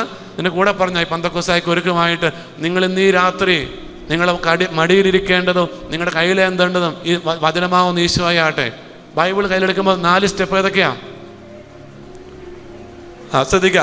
നിങ്ങളെപ്പോൾ എവിടെ നിന്ന് എത്ര ചെറിയ ബൈബിൾ എടുത്താലും നിങ്ങൾ ശ്രദ്ധിക്കുക. നിങ്ങളുടെ ഓഫീസ് ബാഗിൽ, നിങ്ങളുടെ കാറും അനുബന്ധ വാഹനം ഉണ്ടെങ്കിൽ, അല്ലെങ്കിൽ നിങ്ങളുടെ യാത്രാ ബാഗിൽ, നിങ്ങളുടെ ട്രാവൽ ബാഗിൽ, നിങ്ങളുടെ ഹാൻഡ് ബാഗിൽ മസ്റ്റായിട്ട് മാൻഡേറ്ററി ആയിട്ട് നിങ്ങളുടെ കുഞ്ഞുങ്ങളുടെ സ്കൂൾ ബാഗിനകത്ത് ഒരു പോക്കറ്റ് ബൈബിൾ കൊടുത്തേ. ഒരു പോക്കറ്റ് ബൈബിൾ. അതിനകത്ത് 150 സങ്കീർത്തനമാണ്, 100 രൂപയുള്ള ഒരു പോക്കറ്റ് ബൈബിള്. ഇത് മാൻഡേറ്ററി ആയിട്ട്, ഇത് നമ്മുടെ ജീവിതത്തിൻ്റെ ആധാർ കാർഡാണ്. ഒരു വിശുദ്ധ ഗ്രന്ഥം കൂടെയാണ്, കൂടപ്പിറപ്പായിട്ട്. നിങ്ങളൊരു വിശുദ്ധ ഗ്രന്ഥം നിങ്ങളുടെ കുഞ്ഞുങ്ങളുടെ സ്കൂൾ ബാഗിനകത്തുണ്ടോ? ബാക്കിയെല്ലാം നിങ്ങൾ പ്രൊവൈഡ് ചെയ്യുന്നുണ്ടല്ലോ. ഒരു ബൈബിൾ ആ കുഞ്ഞുങ്ങളുടെ സ്കൂൾ ബാഗിനകത്ത് നിന്ന് വെച്ച് കൊടുത്തേ. 2, നിങ്ങൾ ബൈബിൾ എടുക്കുമ്പോൾ ചെയ്യേണ്ട 4 കാര്യങ്ങൾ പെട്ടെന്ന് പറഞ്ഞേ. അച്ഛനെ പറഞ്ഞിട്ടുള്ളതാണ്, നിങ്ങൾ മറന്നു പോകരുത്. നിങ്ങൾ എപ്പോൾ, ഏത് സമയത്ത്, ഏത് കാലത്തും, ഏത് അവസരത്തിൽ, എവിടുന്ന് നിങ്ങൾ ബൈബിൾ എടുത്താൽ 4 സ്റ്റെപ്പ് ഉണ്ട്. തിന്തരികിടാന്ന് പറഞ്ഞ 4 സ്റ്റെപ്പല്ല. ഏതൊക്കെ 4 സ്റ്റെപ്പ്? ആർക്കെങ്കിലും ഒന്നാമത്തെ സ്റ്റെപ്പ് നിങ്ങൾ ശ്രദ്ധിക്കുക. നിങ്ങൾ എപ്പോൾ ബൈബിൾ എടുത്താലും 2 കൈകൾ കൊണ്ട് ഈശോയെ എന്ന് പറഞ്ഞ ബൈബിൾ എടുക്കാവുള്ളൂ. ഫസ്റ്റ് സ്റ്റെപ്പ് ഇത് മാൻഡേറ്റ്. പ്രിയമുള്ളവരെ, അച്ഛനെ ഇപ്പോൾ ന്യൂസിലൻഡിൽ പോയപ്പോൾ നമ്മുടെ സീറോ മലബാറിൻ്റെ 13 ഇടവകളാണ് മൊത്തത്തിലുള്ളത്, ന്യൂസിലൻഡ് മൊത്തമായിട്ട്. ആ 13 ഇടവകളിലും ധ്യാനമായിരുന്നു. പക്ഷെ ഞാനിവിടെ പറഞ്ഞ കുഞ്ഞു ചില കാര്യങ്ങൾ മാത്രമേ. അതിനകത്തൊരു പ്രധാനപ്പെട്ട കാര്യമാണ്, നിങ്ങൾ ബൈബിളിനെ ഒന്ന് ടച്ച് ചെയ്തേ. ദൈവവചനത്തെ വചനമാവുന്ന ഈശോയെ കൈകൊണ്ടെന്നെടുത്തേ. ആ കൈകൊണ്ടെന്നാ വചനം. ഇപ്പം 2 കൈകൾ കൊണ്ട് 2 കൈകൾ കൊണ്ട് ഈശോയെ എന്ന് പറഞ്ഞ ബൈബിള് എടുക്കാവുന്നത് ഫസ്റ്റ് സ്റ്റെപ്പ്. 2, ഈശോയെ എന്ന് പറഞ്ഞ് എടുത്ത ബൈബിള് ഈശോയെ എന്ന് പറഞ്ഞ് ആത്മാർത്ഥമായിട്ട് ചുംബിക്കുക. 2ാമത്തെ സ്റ്റെപ്പ്. 3ാമത്തെ സ്റ്റെപ്പ്, ഈശോയെ എന്ന് പറഞ്ഞ് നിങ്ങളുടെ ഉള്ളംകൈ താങ്ങി പിടിച്ചുകൊണ്ട് ബൈബിള് തുറക്കുക. നിങ്ങൾ വായിക്കേണ്ട ഭാഗമൊക്കെ ഇപ്പം നിങ്ങൾക്ക് തരാൻ വന്ന സമ്മാനത്തിനകത്തുണ്ട്. പ്രത്യേകിച്ച് നിങ്ങളുടെ പ്രായത്തിൻ്റെ സങ്കീർത്തനം, പ്ലസ് നിങ്ങൾ ഹോസ്പിറ്റലുമായ കാര്യവുമായി ബന്ധപ്പെട്ടാൽ നിങ്ങൾ പ്രധാനപ്പെട്ട കാര്യങ്ങൾക്ക് ഇറങ്ങി പുറപ്പെടുന്നതിന് മുമ്പ് 86, 121, 27 ഈ സങ്കീർത്തനങ്ങൾ ഏതെങ്കിലും മിനിമം ഈ സങ്കീർത്തനങ്ങൾ ഏതെങ്കിലും 1 അല്ലെങ്കിൽ 3, അത് 121 സങ്കീർത്തനം 8 വാക്യങ്ങളാണ്. കർത്താവാണ് എൻ്റെ കാവൽക്കാരൻ, 8 വാക്യങ്ങളേ ഉള്ളൂ. ഇനി 86 സങ്കീർത്തനം ഒരു നിസ്സഹായൻ്റെ യാചന പ്രാർത്ഥനയാണ്, വെറും 17 വാക്യങ്ങളേ ഉള്ളൂ. നിങ്ങളത് വായിക്കുമ്പോൾ തന്നെ നിങ്ങളുടെ ജീവിതമായിട്ട് മനസ്സിലാവും. ഒരു പ്രാർത്ഥനയാണ് ഈ 86 സങ്കീർത്തനം. ഇനി 27 സങ്കീർത്തനം, കർത്താവാണ് എൻ്റെ സംരക്ഷകൻ. ഇനി 91 സങ്കീർത്തനം, അതൊരു സംരക്ഷണ സങ്കീർത്തനം. അപ്പോൾ ഇതിലേതെങ്കിലുമൊക്കെ സമയവും സാഹചര്യം പോലെ ഒന്ന് വായിച്ചിട്ട് നിങ്ങൾ വീട് വിട്ടിറങ്ങുക. നിങ്ങൾ ഒത്തിരി, അതായത് നിങ്ങൾ ഇത്രയേ ഉള്ളൂ, നിങ്ങളുടെ കയ്യിലെടുക്കുക ബൈബിള്, എന്നിട്ട് ഉള്ളംകൈ താങ്ങി പിടിച്ചുകൊണ്ട് വായിക്കേണ്ട ഭാഗം തുറക്കുക. അപ്പോൾ വായിക്കേണ്ട ഭാഗം ചിന്തി പറഞ്ഞു, നിങ്ങളുടെ വയസ്സിൻ്റെ സങ്കീർത്തനം 150. ഇപ്പോൾ പുതിയ പോക്കറ്റ് ബൈബിളിനകത്ത് 150 സങ്കീർത്തനമുണ്ട് അവസാന ഭാഗം. അപ്പോൾ വായിച്ചതിന് ശേഷം ശ്രദ്ധിക്കാം, ഈ 3ാം ഭാഗത്തിന് 2 സ്റ്റെപ്പ് ഉണ്ട്. ആദ്യ ഭാഗം നിങ്ങൾ ഈശോയെ എന്ന് പറഞ്ഞ് ഉള്ളംകൈ താങ്ങി പിടിച്ചുകൊണ്ട് ബൈബിൾ തുറക്കണം. ഏതാണ് വായിക്കേണ്ടത് വായിച്ചു. വായിച്ചതിന് ശേഷം എന്താ ചെയ്യണ്ടേ? വായിച്ച ഭാഗം നിങ്ങളുടെ ചുണ്ട് അതരം മുട്ടാതെ നിങ്ങളുടെ നെറ്റിയോ മൂക്കോ മുട്ടിച്ചു ആദരവോടെ വണങ്ങുക എന്ന് പറഞ്ഞാൽ വായിച്ച ഭാഗം നിങ്ങൾ ഇപ്പം ബൈബിൾ ഒന്ന് വായിച്ചിട്ട് വായിച്ച ഭാഗം ആദരവോടെ ഈശോയെ എന്ന് പറഞ്ഞ് വണങ്ങുക, അടയ്ക്കുക. ഈശോയെ എന്ന് പറഞ്ഞ് മാറോട് ചേർത്ത് പിടിക്കുക. 4ാമത്തെ സ്റ്റെപ്പ് നിങ്ങൾ ആത്മാർത്ഥമായിട്ട് ചെയ്ത പ്രിയമുള്ളവരെ. ഇതാകട്ടെ ഈ പന്തക്കുസ്തായ്ക്ക് ചെയ്യാൻ പറ്റുന്ന, ഈ പന്തക്കുസ്തായുടെ എടുക്കേണ്ട തീരുമാനം. ഈ ദൈവ വചനത്തെ ഒന്ന് കയ്യിലേന്തിക്കേ, ഒന്ന് കയ്യിലൂടെ ഒന്ന് കാണുക. ഈ കൈ കൊണ്ട് വേണം നിങ്ങൾ മറ്റു കാര്യങ്ങളിലേക്ക് പോകാൻ. അവിടെയെല്ലാം ഒരു ദൈവിക ഭാവം, ഒരു ദൈവിക ടച്ച്, ഒരു ദൈവിക ചൈതന്യം അതിനെല്ലാം വസിക്കും. മനസ്സിലാവുന്നുണ്ടോ? അപ്പം 4 സ്റ്റെപ്പ് ഏതൊക്കെയാ? 4 സ്റ്റെപ്പൊക്കെയാ. ഈശോയെ എന്ന് പറഞ്ഞ് 2 കൈകൾ കൊണ്ട് എടുക്കുക. ഈശോയെ എന്ന് പറഞ്ഞ് എടുത്ത ബൈബിൾ ആദരവോടെ ചുംബിക്കുക. പിന്നെ ഈശോയെ എന്ന് പറഞ്ഞ് ഉള്ളംകായി താങ്ങിപ്പിടിച്ച ബൈബിള് തുറക്കുക. വായിക്കേണ്ട ഭാഗം എടുക്കുക, വായിക്കുക. വായിച്ചതിന് ശേഷം എന്ത് ചെയ്യണം? ചുണ്ട് അതരം മുട്ടാതെ വായിച്ച ഭാഗം വന്നിക്കുക, അടയ്ക്കുക. പിന്നെ മുമ്പ് കൊടുക്കേണ്ട കാര്യമില്ല. പിന്നെ ഈശോയെ എന്ന് പറഞ്ഞ് മാറോട് ചേർത്ത് പിടിക്കുക. ഇത്രയും നിന്റെ ജീവിതത്തെ ചേർത്ത് പിടിച്ച് ജീവിതത്തോട് ഈ വിശുദ്ധ ഗ്രന്ഥത്തെ വചനമാവുന്ന വഴിയും സത്യവും ജീവനും പ്രകാശവും ആവുന്ന ഈ വചനത്തെ, ഈ വചന ദൈവത്തെ നിന്റെ നെഞ്ചോട് മുട്ടുമ്പോൾ, നിന്റെ അതരത്തോട് മുട്ടുമ്പോൾ, നിന്റെ നാവിനോടും നിന്റെ കൈകളോടും നിന്റെ ശരീരത്തോടും ഒട്ടുമ്പോൾ നീ ആരോടൊട്ടി? ആരെ സ്പർശിച്ചു? ആർക്ക് സ്വന്തമായി? ആ തമ്പുരാൻ്റെ സ്വന്തമാകാനുള്ള ഒരു വഴിയാണ് പ്രിയമുള്ളവരെ. എണീച്ചേ, കൈയും കാലൊക്കെ ഒന്ന് കുടഞ്ഞേ, ഒന്ന് വട്ടം കറങ്ങിക്കേ. എൻ്റെ ഈശോയെ, ആത്മാർത്ഥമായിട്ട് ഈശോയുടെ ആലയത്തിൽ നിൽക്കുമ്പോൾ നിങ്ങൾക്കറിയാമല്ലോ, നിങ്ങൾ ആത്മാർത്ഥമായിട്ട് ഈശോയെ പ്രതി, ഈശോയ്ക്ക് വേണ്ടി നിങ്ങൾ കൈകാലുകളൊക്കെ ഒന്ന് ചലിപ്പിച്ച്. ചലനമില്ലാത്തതൊക്കെ ക്യാൻസർ ആവും കേട്ടോ. ചലനം നഷ്ടപ്പെടുന്ന ആളുടെ ക്യാൻസർ. അതുകൊണ്ട് തമ്പുരാന് വേണ്ടി എല്ലാ ഇടങ്ങളും എല്ലാ മേഖലകളും നെറുക മുതൽ പാദം വരെ ഒന്ന് കൈകളൊക്കെ ഒന്ന് ചലിപ്പിച്ച് നന്നായിട്ട് കൈകാലൊക്കെ ഒന്ന് കുടഞ്ഞ്. കസേരക്കെട്ട് കൊടുക്കരുത്, അടുത്ത് നിൽക്കുന്നവർക്കൊണ്ട് കൊടുക്കരുത്. ഒന്ന് കൈയും കാലൊക്കെ നന്നായിട്ട് കുടഞ്ഞ് ഒന്ന് നിവർന്ന് നിന്ന് പ്രിയമുള്ളവരെ. നമ്മൾ പെന്തക്കോസ്തായി കൊടുക്കുമ്പോൾ ഒരു 3-4 പ്രധാനപ്പെട്ട കാര്യം മാത്രങ്ങളെ പറയുന്നത്. നമ്മളൊരു അഭിഷേകം വിശുദ്ധ ബലിയിലേക്കും ആരാധനയ്ക്കും പോകുന്ന തൊട്ട് മുമ്പ് ചെറിയ ചെറിയ കാര്യങ്ങളേ ഉള്ളൂ പറയാനുള്ളൂ. അപ്പോൾ അതിന് മുമ്പ് ഒരു അഭിഷേകത്തിൻ്റെ പാട്ട് പാടി നമ്മളെ തന്നെ ഒന്ന് പരിശുദ്ധാത്മ ഈ ദിവസം മുഴുവനും ഒരു പരിശുദ്ധാത്മ ഏറ്റവും പഴയ പാട്ട് പരിശുദ്ധാത്മാവെ ശക്തി പകർന്നിടണമേ, പഴയ പാട്ട്. നമുക്കറിയാം ഇന്ന് ഒട്ടനവധി കുടുംബങ്ങൾ എനിക്കറിയാം. എനിക്കൊരു കുടുംബത്തിൽ ഈ പരിശുദ്ധാത്മ ഈ പാട്ട് തന്നെ പാടി ആ കുടുംബത്തിൻ്റെ അനർത്ഥങ്ങളിൽ നിന്ന് എല്ലാ കുടുംബവും രക്ഷപ്പെട്ട ഒരു പാട്ടുണ്ട്, പരിശുദ്ധാത്മാവെ ശക്തി പകർന്നിടണമേ. ആ കുടുംബത്തിൻ്റെ എല്ലാ സന്ധ്യാ പ്രാർത്ഥനയിലും ഒരിക്കൽ പോലും, അതായത് 1-2 തലമുറ അപ്പുറം ആ കുടുംബത്തിൽ ആരംഭിച്ച ഞാനൊരു 2 തലമുറ അറിയാം. ഇന്നും 3ാമത്തെ തലമുറ, ആ 3ാം തലമുറ ആ കുടുംബത്തിൽ ഈ ഒരു പാട്ട് അത് മുഴുവനും ഏതെങ്കിലും ഒരു ഭാഗം പാടുകയല്ല, അതിൻ്റെ 3 ചാൻസും പാടുകയാണ്. പരിശുദ്ധാത്മാവെ ശക്തി പകർന്നിടണമേ. ഇതൊരു വലിയൊരു ഈ പരിശുദ്ധാത്മാവിൻ്റെ ഒരു പ്രത്യേകത എന്ന് പറയുന്നത്, നിങ്ങൾ വിളിച്ചാൽ, നിങ്ങൾ ആശ്രയിച്ചാൽ, നിങ്ങൾ അവനെ ഒരു സ്നേഹിതനായി കണ്ട് ഇടപെട്ടാൽ പരിശുദ്ധാത്മാവ് നിൻ്റെ മുറ്റു സ്നേഹിതനായി മാറും. അതാണ് ഈ പരിശുദ്ധാത്മാവിൻ്റെ പ്രവൃത്തി. ഒരു മനോഭാവം എന്ന് പറയുന്നത് സ്നേഹിതൻ്റെ പ്രവൃത്തിയാണ്. ഒരു സ്നേഹിതനാണ്, ഒരു സഹായകനാണ്. അവൻ എപ്പോഴും നമുക്കെപ്പോഴും ഒരു അനുഗ്രഹത്തിൻ്റെ ആശ്വാസത്തിൻ്റെ അത്താണിയായി വന്നു വസിക്കുന്ന കൂടപ്പിറപ്പാണ്, സന്തത സഹചാരനാണ് പ്രിയമുള്ളവരെ. അതുകൊണ്ട് ഈ പരിശുദ്ധാത്മാവിൻ്റെ ഒരു സന്തത സഹചാരിയായി, അതായത് ഒരു കാമുകനും കാമുകിയും തമ്മിലുള്ള ബന്ധം ഞാനും എൻ്റെ പരിശുദ്ധാത്മാവും തമ്മിലുള്ള വേണം. അതായത് നമ്മുടെ ജീവിത പങ്കാളിക്കേക്കാൾ ഒരു പടി കൂടി ഉയരത്തിൽ ശ്രേഷ്ഠതയിൽ നമ്മൾ ഈ പരിശുദ്ധാത്മാവിനോടൊരു അറ്റാച്ച്മെൻറ്റ്. വേറൊന്നുമല്ല, നിങ്ങൾ ഒത്തിരി ബൗദ്ധികമായ തിയോളജിക്കലായിട്ടൊന്നും പോകണ്ട. സാധാരണക്കാരനായിട്ട് ഒരു സ്നേഹിതനെ പോലെ പരിശുദ്ധാത്മാവിനെ ഓർക്കുക, വിളിക്കുക. ഏത് കാര്യങ്ങൾക്ക് പോകുന്നതിന് മുമ്പ് ഒന്ന് പരിശുദ്ധാത്മാവിനെ വിളിച്ചിട്ട്, ഒന്ന് പരിശുദ്ധാത്മാവിനോട് പറഞ്ഞിട്ട്, ഒന്ന് പരിശുദ്ധാത്മാവിനെ ഓർത്തിട്ട് പൊക്കോളുക. അവിടെ ഒരു മാനുഷിക അവസ്ഥ കയറി വന്നാൽ പോലും അത് പരിശുദ്ധാത്മാവ് പരിഹരിച്ച് പരിശുദ്ധാത്മാവിൻ്റെ ശക്തിയുടെ പ്രവൃത്തിയാക്കി മാറ്റും.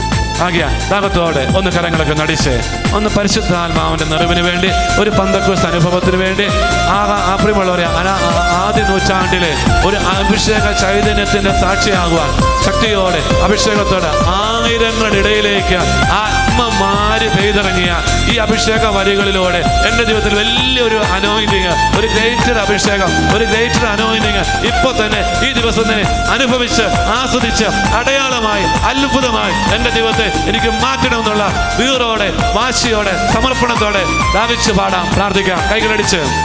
പരിശുദ്ധാത്മാവേ ശക്തി പകർന്നിടണേ, പരിശുദ്ധാത്മാവേ ശക്തി പകർന്നിടണേ.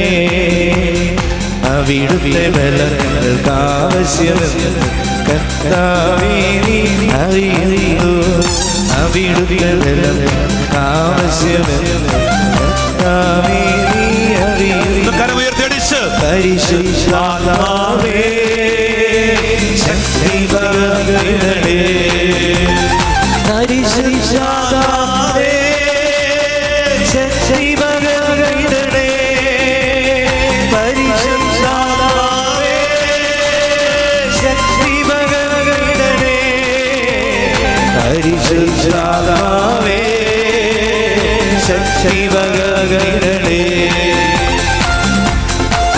ഉയർത്തി വീശിക്കേ ആവോളം എത്ര കണ്ട് മുട്ടുകളൊക്കെ നിവരട്ടെ, വിരലുകളൊക്കെ നിവരട്ടെ. ഇത് പൂർണ്ണ അനുഭവത്തോടെ പൂർണ്ണ ശക്തിയോടെ ഈ കൈകളൊക്കെ ഉയർത്തി വീശിക്കേ. ദാഹത്തോടെ ഉയരങ്ങളിലേക്ക് ദാഹത്തോടെ കരങ്ങളൊക്കെ ഒന്ന് വീശി, കരങ്ങൾ താഴ്ത്തി കരങ്ങളൊക്കെ അടിച്ച് പാടാം, പ്രാർത്ഥിക്കാം.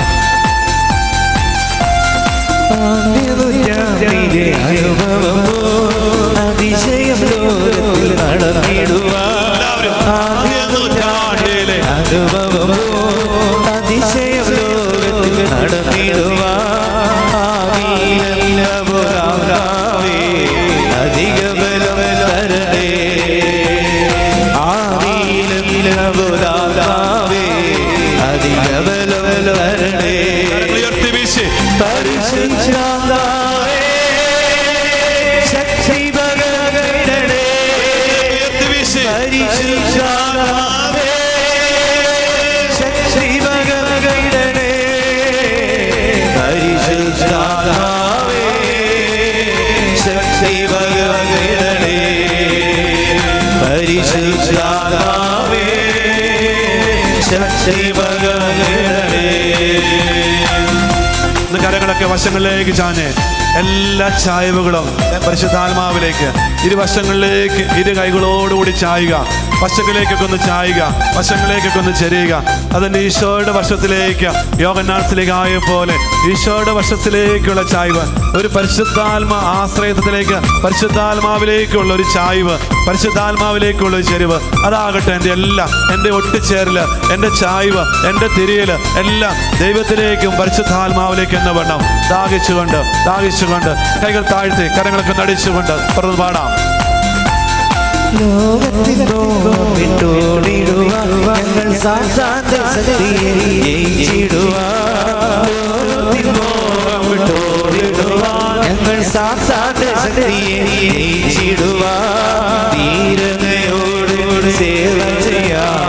അഭിഷേകം ചെയ്തിടണേ, ശക്തിയോടെ അഭിഷേകം ചെയ്തിടണേ. അടിച്ചു പാടിക്കേ. പരിശുദ്ധാത്മാവേ ശക്തി പകരണേ, പരിശുദ്ധാത്മാവേ ശക്തി പകരണേ, സകലത്തിലേക്കും പരിശുദ്ധാത്മാവേ ശക്തി പകരണേ, പരിശുദ്ധാത്മാവേ ശക്തി പകരണേ, പരിശുദ്ധാത്മാവേ ശക്തി പകരണേ. കരങ്ങൾ നീട്ടി ഒരിക്കൽ കൂടി. പരിശുദ്ധാത്മാവേ ശക്തി പകരണേ, വീണ്ടും കൈകൾ നീട്ടി. പരിശുദ്ധാത്മാവേ ശക്തി പകരണേ, ഒരിക്കൽ കൂടി. പരിശുദ്ധാത്മാവേ ശക്തി പകരണേ. രണ്ട് കൈകളും നെഞ്ചോട് ചേർത്ത് പിടിച്ച്, ഒരു പക്ഷെ നമുക്കൊക്കെ ചിലർക്ക് തോന്നാം ഈ സ്വരമൊക്കെ ഉയർത്തേണ്ട കാര്യമുണ്ട്. രണ്ട് കാര്യം ഓർക്കുക. നീ ഒന്ന് ആരാധനയ്ക്കായി സ്വരം ഉയർത്തുമ്പോൾ, ഒന്ന് ഈ അധരം വഴി, നാവ് വഴി, സ്വരം വഴി നിനക്ക് സംഭവിച്ച, നിന്നിൽ വന്നുപോയ കുറവുകൾക്കൊരു പരിഹാരമായിട്ടാണ് നമ്മുടെ സ്വരം ഉയർത്തുക. രണ്ട്, നിന്റെ അതേ സമപ്രായത്തിലുള്ള ഈ അധരം ചലിക്കാനാവാതെ, അധരം അനക്കാനാവാതെ, നാവ് ചലിപ്പിക്കാനാവാതെ, അല്ലെങ്കിൽ ഒരു സംസാരിക്കാൻ പോലും ആവാതെ വേദനിക്കുന്ന നിന്റെ സമപ്രായത്തിലുള്ള ആൾക്കാരുണ്ട് ഈ ലോകത്ത്. അവർക്ക് വേണ്ടി, അവർക്ക് സ്വരമാകാനോ, അതോടൊപ്പം തന്നെ നിന്റെ കുടുംബത്തിൽ മറ്റു പലരും ഇതിലേക്ക് വന്നിട്ടില്ല, അപ്പം ഇതിലേക്ക് എത്തിപ്പെടാത്തവർക്ക് വേണ്ടി കൂടിയുള്ള സ്വരമാണ് നീ ദൈവസന്നിധിയിൽ ഉയർത്തുക എന്ന് ഓർക്കുക. കരമടിക്കുന്നു. നിന്റെ പ്രായത്തിലുള്ള പലവരുണ്ട്, കൈകൾ രോഗം മൂലം, അപകടം മൂലം ജന്മന കരമില്ലാത്ത, കരം നഷ്ടപ്പെട്ട വ്യക്തികളുണ്ട്. അതുകൊണ്ട് നിന്റെ സമപ്രായത്തിൽ ഈ കരമില്ലാത്തവർക്ക് വേണ്ടി കൊടുക്കുന്ന ഒരു കരമാണ് ഈ കരമടിക്കുന്നത്, അവർക്ക് വേണ്ടി കൂടിയാണ്. അപ്പം നമ്മുടെ ജീവിതത്തിൽ ഈ കരം വഴി വന്നുപോയ കുറവുകൾക്ക്, പാപങ്ങൾക്ക് ഒരു പരിഹാരമെന്നുമാണ് കർത്താവിനെ മഹത്വപ്പെടുത്തി നമ്മൾ കരമടിച്ച് പ്രാർത്ഥിക്കുന്നതൊക്കെ പ്രിയമുള്ളൂ. അതുകൊണ്ട് നിങ്ങൾ ഓർക്കണം, ഇത് വെറുതെ നമുക്ക് ഈ സ്വരമാക്കിയ നാളെ, ഇന്നിപ്പോൾ ഒരാൾ മരിച്ചിരിക്കുകയാണ്. ഇന്നലെ അച്ഛനെ ആശുപത്രി പോയി പ്രാർത്ഥിച്ചതാണ്. ആ മനുഷ്യൻ നല്ലൊരു സാറായിരുന്നു. പുള്ളിക്കാരൻ്റെ വൈഫ് 25 വർഷമായിട്ട് കാറ്റഗിസൺ ടീച്ചറാണ്. നല്ലൊരു മനുഷ്യൻ. പെട്ടെന്ന് ഒരു സുപ്രഭാതത്തിൽ ഒരു മഞ്ഞപ്പിത്തം വന്നു. ചെന്നപ്പോൾ അറിയുന്നത് ലെൻസിന് ക്യാൻസറാണ്. അതിൻ്റെ 4th സ്റ്റേജും കഴിഞ്ഞു. 4 ദിവസം ആസ്റ്റർ മെഡിസിറ്റി കഴിഞ്ഞു. ഇപ്പം ഇന്നലെ അദ്ദേഹം 2 ദിവസം മുമ്പ് അദ്ദേഹത്തെ ഒരു നമ്മുടെ കത്തോലിക്ക ഹോസ്പിറ്റലിലേക്ക് കൊണ്ടുവന്നു. അവിടെ അദ്ദേഹം ഐസിയു കയറ്റി. ചേച്ചി പോയി കുർബാന സ്വീകരിച്ച് വന്ന പാടെ ആ ചേട്ടൻ്റെ കവളിൽ ഉമ്മ കൊടുത്തുകൊണ്ട് ആ ചേച്ചിയിൽ കുടികൊടുന്ന ദൈവികാരനെ ഈശോ കുർബാന കൊടുക്കാൻ പറ്റത്തില്ലെന്ന് ICUയിലാണ്, ഓക്സിജനിലാണ് പുള്ളി കിടന്നുകൊണ്ടിരുന്നത്. അതുകൊണ്ട് ആൾക്ക് കുർബാന കൊടുക്കാൻ പറ്റുകയില്ലായിരുന്നു. ഞാൻ ആ ചേച്ചിയിൽ പറഞ്ഞു, ചേച്ചി കുർബാനയിൽ പോയി പങ്കെടുക്കുക. ആ കുർബാനയിൽ പോയിട്ട് പങ്കെടുത്തുകൊണ്ട് ചേട്ടൻ്റെ അതിരത്തിലേക്ക് ആ കുർബാനയുടെ സ്പർശം കൊടുക്കാൻ പറഞ്ഞു. പ്രിയമുള്ളവർ, ഇന്ന് ചേട്ടൻ ഇന്ന് പുലർച്ചെ 12 മണിക്ക് ആ ചേട്ടൻ ഈ ലോകത്തോട് യാത്ര പറഞ്ഞു. നല്ലൊരു മരണം പ്രാപിച്ചു ആ ചേട്ടൻ. ഇത് നിസ്സാരം പ്രിയമുള്ള ഒരു മഞ്ഞപ്പിത്തം വന്നോളൂ. മക്കളൊക്കെ പൂർത്തിയാക്കി പേരക്കിടാവിൻ്റെ മാമോദീസ കഴിഞ്ഞു. പെട്ടെന്നൊരു പനി പോലെ വന്ന് ടെസ്റ്റ് ചെയ്തപ്പോൾ മഞ്ഞപ്പിത്തമാണ്. ആ മഞ്ഞപ്പിത്തത്തിൻ്റെ പേര് ഡോക്ടറിന് സംശയം തോന്നി. ഒരു ഫർദർ ടെസ്റ്റിന് പോയപ്പോഴാണ് ലെൻസിന് ക്യാൻസറാണ്. 4th സ്റ്റേജും കഴിഞ്ഞു. ഒരു മക്കൾക്ക് ആർക്കും ഒരു ഭാരമായില്ല. 4 ദിവസം ഒരാഴ്ചയോളം ഹോസ്പിറ്റലിൽ കിടന്നു. അവൾ മരിച്ചു. അപ്പം എന്നോട് ആ മോനും ആ അമ്മ ചോദിച്ചൊരു ചോദ്യമാണ് എന്നെ ഏറ്റവും കൂടുതൽ അമ്മ എന്നോടല്ല ചോദിച്ചത്, എൻ്റെ കൂടെ കരിസ്മാറ്റിക്കിലുള്ള ധ്യാനത്തിലുള്ള ഒരു അച്ഛൻ അവിടുത്തെ സോണിൻ്റെ ഡയറക്ടറാണ്, കരിസ്മാറ്റിക് സോണിൻ്റെ. അപ്പോൾ കൂടെയുള്ള ഒരു ആത്മായ സഹോദരനോട് ഈ കാറ്റഗിസൺ ടീച്ചറായിരിക്കുന്ന അല്ലെങ്കിൽ കരിസ്മാറ്റിക് ഗ്രൂപ്പിൽ പ്രാർത്ഥിക്കാൻ വന്ന ടീച്ചർ ചോദിച്ചു, എനിക്ക് എൻ്റെ അപ്പൻ്റെ വേദനയേക്കാൾ വേദനയുണ്ടായ ഒരു കാര്യമുണ്ട്. 2 പ്രായപൂർത്തിയായ ഒരാൾ കാനഡയിലാണ്. അപ്പോൾ തിരിച്ചു വരുന്നുണ്ടിരിക്കുന്നവൾ മോനും മരുമോളും ചോദിച്ച ചോദ്യം ഇതാണ്: അമ്മച്ചി ഇത്രയും പ്രാർത്ഥിക്കുന്ന ആളായിട്ട് അപ്പച്ചന് ഇത്രയും സ്വഭാവപരമായ കാര്യങ്ങൾ ചെയ്തിട്ട് എന്തുകൊണ്ടാണ് രോഗം വന്നതെന്ന് നമ്മൾ ഇന്ന് ചോദിക്കുന്ന ചോദ്യമാണല്ലോ.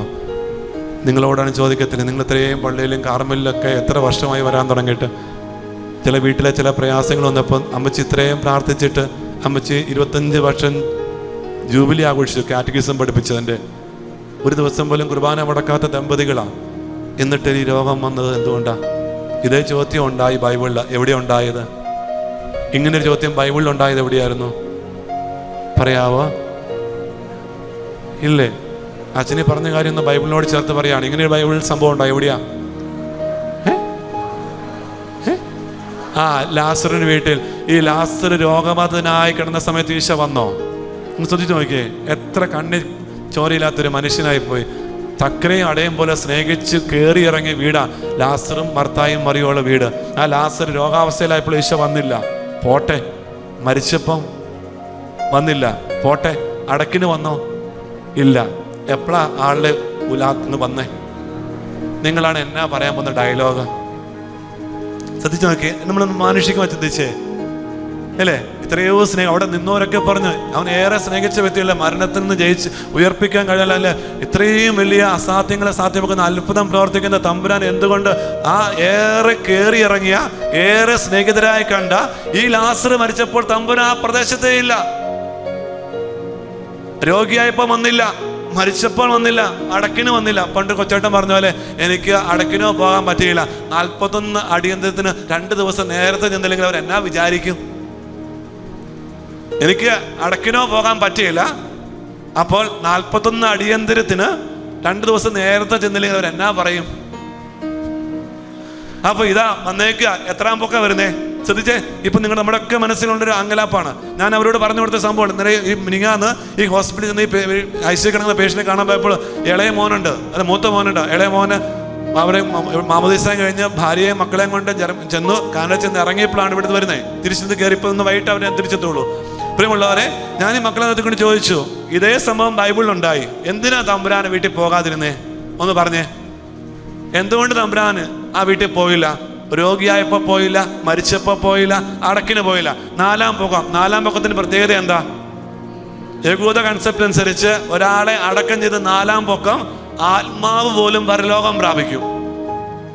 അപ്പോൾ സകല പ്രതീക്ഷകളും അസ്തമിച്ച ആ കൊടും ശൂന്യതയുടെ ആഴങ്ങളിലേക്കാണ് ആരിറങ്ങി വരുന്നേ? ഈശോ. അപ്പൊ അന്നപ്പോ ചോദിച്ചില്ലേ, മർത്തായും മറിയോ നമ്മളെപ്പോലെ ഓരോരുത്തരും ചോദിക്കുന്ന ചോദ്യം ചോദിച്ചല്ലേ, കർത്താവേ അങ്ങിവിടെ ഉണ്ടായിരുന്നുവെങ്കിൽ ആ പാവപ്പെട്ട മറിയവും മർത്തായും ചോദിച്ചില്ലേ, കർത്താവേ ഈ വൈഷമ്യത്തിന് ഈ ബുദ്ധിമുട്ട് ഞങ്ങൾ എത്രയും വലിച്ചിഴക്കണമായിരുന്നോ? ഒരു നിമിഷം നേരത്തെ ആയിക്കൂടായിരുന്നോ? ഒരു ദിവസം നേരത്തെ ആയിക്കൂടായിരുന്നോ? എന്തിനാ പറയുള്ളവരെ തമ്പുരാന് ഇത്ര കണ്ണിൽ ചോരയില്ലാതെ ഈ ദയനീയ കുടുംബത്തോട് പെരുമാറിയത്? ഞാൻ നിങ്ങളും പല ആവർത്തി ചോദിച്ചിട്ടില്ലേ, കർത്താവ് അങ്ങിവിടെ ഉണ്ടായിരുന്നെങ്കിൽ ഈ ഗതി ഉണ്ടാകുമായിരുന്നോ?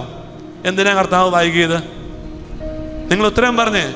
എന്നാ ദൈവിക പദ്ധതി എന്ന് പറഞ്ഞാലും പ്രിയമുള്ള ഒരു മനുഷ്യനല്ലേ, രോഗമല്ലേ, മാറ്റാൻ കഴിവുള്ളവനല്ലേ ദൈവം. അവന് അത്ഭുതങ്ങൾ എത്ര പ്രവർത്തിച്ചിട്ടുണ്ട്.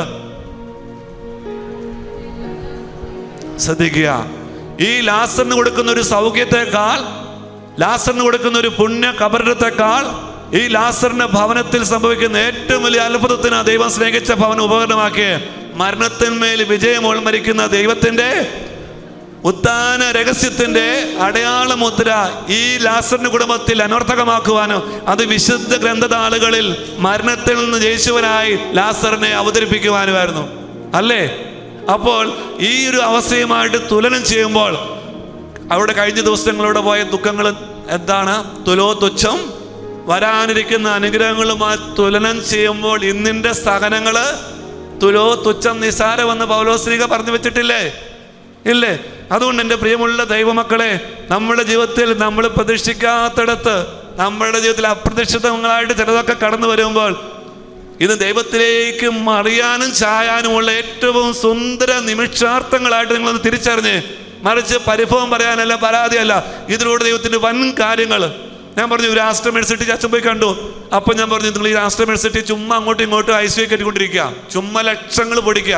ഞാൻ പറഞ്ഞു അവിടെ നമുക്ക് അച്ഛന്മാർക്ക് വരാൻ പരിമിതികളുണ്ട്, കുർബാന കൊടുക്കാൻ പറ്റത്തില്ല, ചേച്ചിക്കും കുർബാനയ്ക്ക് പോകാൻ പറ്റുകയില്ല. ചേച്ചി ഇത്രയും പെട്ടെന്ന് തൊട്ടടുത്തുള്ള മഞ്ഞുമേൽ OCD അച്ഛന്മാരുടെ ആശ്രമച്ചന്മാരുടെ ഹോസ്പിറ്റൽ, മഞ്ഞുമേൽ ഹോസ്പിറ്റൽ അങ്ങോട്ട് മാറ്റാൻ പറ്റൂ. ഈ ചേച്ചി 2 ദിവസം കുർബാനയ്ക്ക് പോയി. രാവിലെ കുർബാന സ്വീകരിച്ചു വന്ന് ചേച്ചി ആ ചേട്ടൻ്റെ കവിളിൽ ഉമ്മ കൊടുത്തുകൊണ്ട് ആ സ്വീകരിച്ച ദിവ്യഗാനത്തിൻ്റെ സ്പർശം ആർക്ക് കൊടുത്തു? ആ ചേട്ടൻ സന്തോഷത്തോടെ അച്ഛന്മാർ വന്ന് കുദാശകൾ കൊടുത്തു, രോഗിലേപനം കൊടുത്തു. കുറേ അച്ഛന്മാർ വന്ന് കരഞ്ഞ് പ്രാർത്ഥിച്ചു. കാരണം വെച്ചാൽ OCD അച്ഛന്മാരുടെ ആശ്രമമാണ് ഈ മഞ്ഞുമേൽ ആശ്രമം എന്ന് പറയുന്നത്. പണ്ട് ധ്യാനകേന്ദ്രം എപ്പോഴും ഉണ്ട് ധ്യാനകേന്ദ്രം. ഒത്തിരി അച്ഛന്മാരാണ് ഈ വ്യക്തിക്ക് വേണ്ടി ഒന്ന് പ്രാർത്ഥിച്ചത്. എവിടെ ആയതുകൊണ്ടാണ്? ഇവിടെ ആയതുകൊണ്ട്. ഒരു നല്ല അഭിഷേകത്തോടെ ആ അപ്പച്ചൻ ഈ ലോകം വിട്ടുപോയി. ഞാൻ പറയും ഇതൊക്കെ നമ്മളിന്ന് കൂട്ടി വായിക്കണം. നമ്മുടെ കാര്യത്തിന് അതനുസരിച്ച് ഇപ്പം ഞാൻ പറയും ഒരുപക്ഷെ നമ്മൾ ഇച്ഛിക്കുന്നത് പോലെ സംഭവിച്ച നാളെ അതിനെപ്രതി ഒരു അപകടം പതിയിരിപ്പുണ്ടെങ്കിൽ തമ്പുരാൻ അനുവദിക്കത്തില്ല. ഇപ്പം എൻ്റെ മോള് പോകാനായിട്ട് 6 പ്രാവശ്യം പോയില്ലേ, ചിലപ്പം ഈ 7ാം പൊക്കം ദൈവം ഒരു അനുഗ്രഹത്തിൻ്റെ സ്ഥലത്തേക്ക് ഇടാൻ പോകുന്നേ. അച്ഛൻ 3 പ്രാവശ്യം പരീക്ഷ എഴുതി പാസ്സായില്ല. നീ ദൈവത്തിൽ ആശ്രയിച്ചിട്ടും നിന്റെ ബെസ്റ്റ് നീ ചെയ്തിട്ടുമാണ് നിനക്ക് ഈ കാത്തിരിപ്പും ഈ ഡിലേ ഉണ്ടാകുന്നതെങ്കിൽ പ്രിയമുള്ളവർ ഓർക്കുക, വരാനിരിക്കുന്നത് അത്ര വലുതാണ്. ഇവിടെ ഇരിക്കുന്ന പല കുടുംബങ്ങളും സാക്ഷി എനിക്കറിയാം, അച്ഛനറിയാം. പക്ഷെ നമ്മുടെ ഇഷ്ടത്തിലേക്ക് തമ്പുരാനെ കൊണ്ടുവരികയല്ല, തമ്പുരാന്റെ പദ്ധതിയിലേക്ക് നമ്മളെ ഏൽപ്പിച്ചു കൊടുക്കുന്നതാണ്. അതിനുവേണ്ടിയുള്ള കാത്തിരിപ്പാണ്. തമ്പുരാനെ ഇടതടവില്ലാതെ ആശ്രയിച്ചുകൊണ്ട് ശരണപ്പെട്ടുകൊണ്ട് വിശ്വസിച്ചുകൊണ്ടുള്ള ദൈവമേ എന്നുള്ളൊരു വിളിയോടുകൂടെ കാത്തിരിക്കുന്നവരിലേക്ക് കടന്നു വരുന്നത് നമുക്ക് ആർക്കും വർണ്ണിക്കാനാവാത്ത കൃപയുടെ നീർച്ചാലാണ്. ഹല്ലേലൂയ. ശാന്തമായി പെട്ടെന്ന് ഇരുന്നേ. 2 കാര്യങ്ങൾ പെട്ടെന്ന് പറഞ്ഞു വേണം, നമുക്ക് കുർബാനയ്ക്ക് കയറാൻ പോവാണ്. ഒന്ന് ബ്രേക്കാണ്. 2 കാര്യം നിങ്ങൾ പെന്തക്കോസ്ത് അയക്കുമ്പോൾ 2 കാര്യങ്ങൾ മറക്കാതെ ചെയ്യണം. ഒന്ന്, പരിശുദ്ധാത്മ നിറവിനെ പുൽകാനുള്ള ഏറ്റവും വിലപ്പെട്ട നിങ്ങൾ ഇതുവരെയുള്ള അവസ്ഥകളെ നന്ദിയോടെ കണ്ടുകൊണ്ട് തമ്പുരാനോട് നന്ദി പറയാവോ? ഈ പെന്തക്കോസ്തായുടെ ഒരുക്കത്തിൻ്റെ ഏറ്റവും പ്രധാനപ്പെട്ട കാര്യമാണ് ഇന്ന് ഈ ദിവസങ്ങളൊക്കെ കുറേ നന്ദി പറഞ്ഞ്. അതിന് പറഞ്ഞ് നിങ്ങൾക്ക് കുറേ എക്സസൈസ് പറയുന്നതേ ഉള്ളൂ.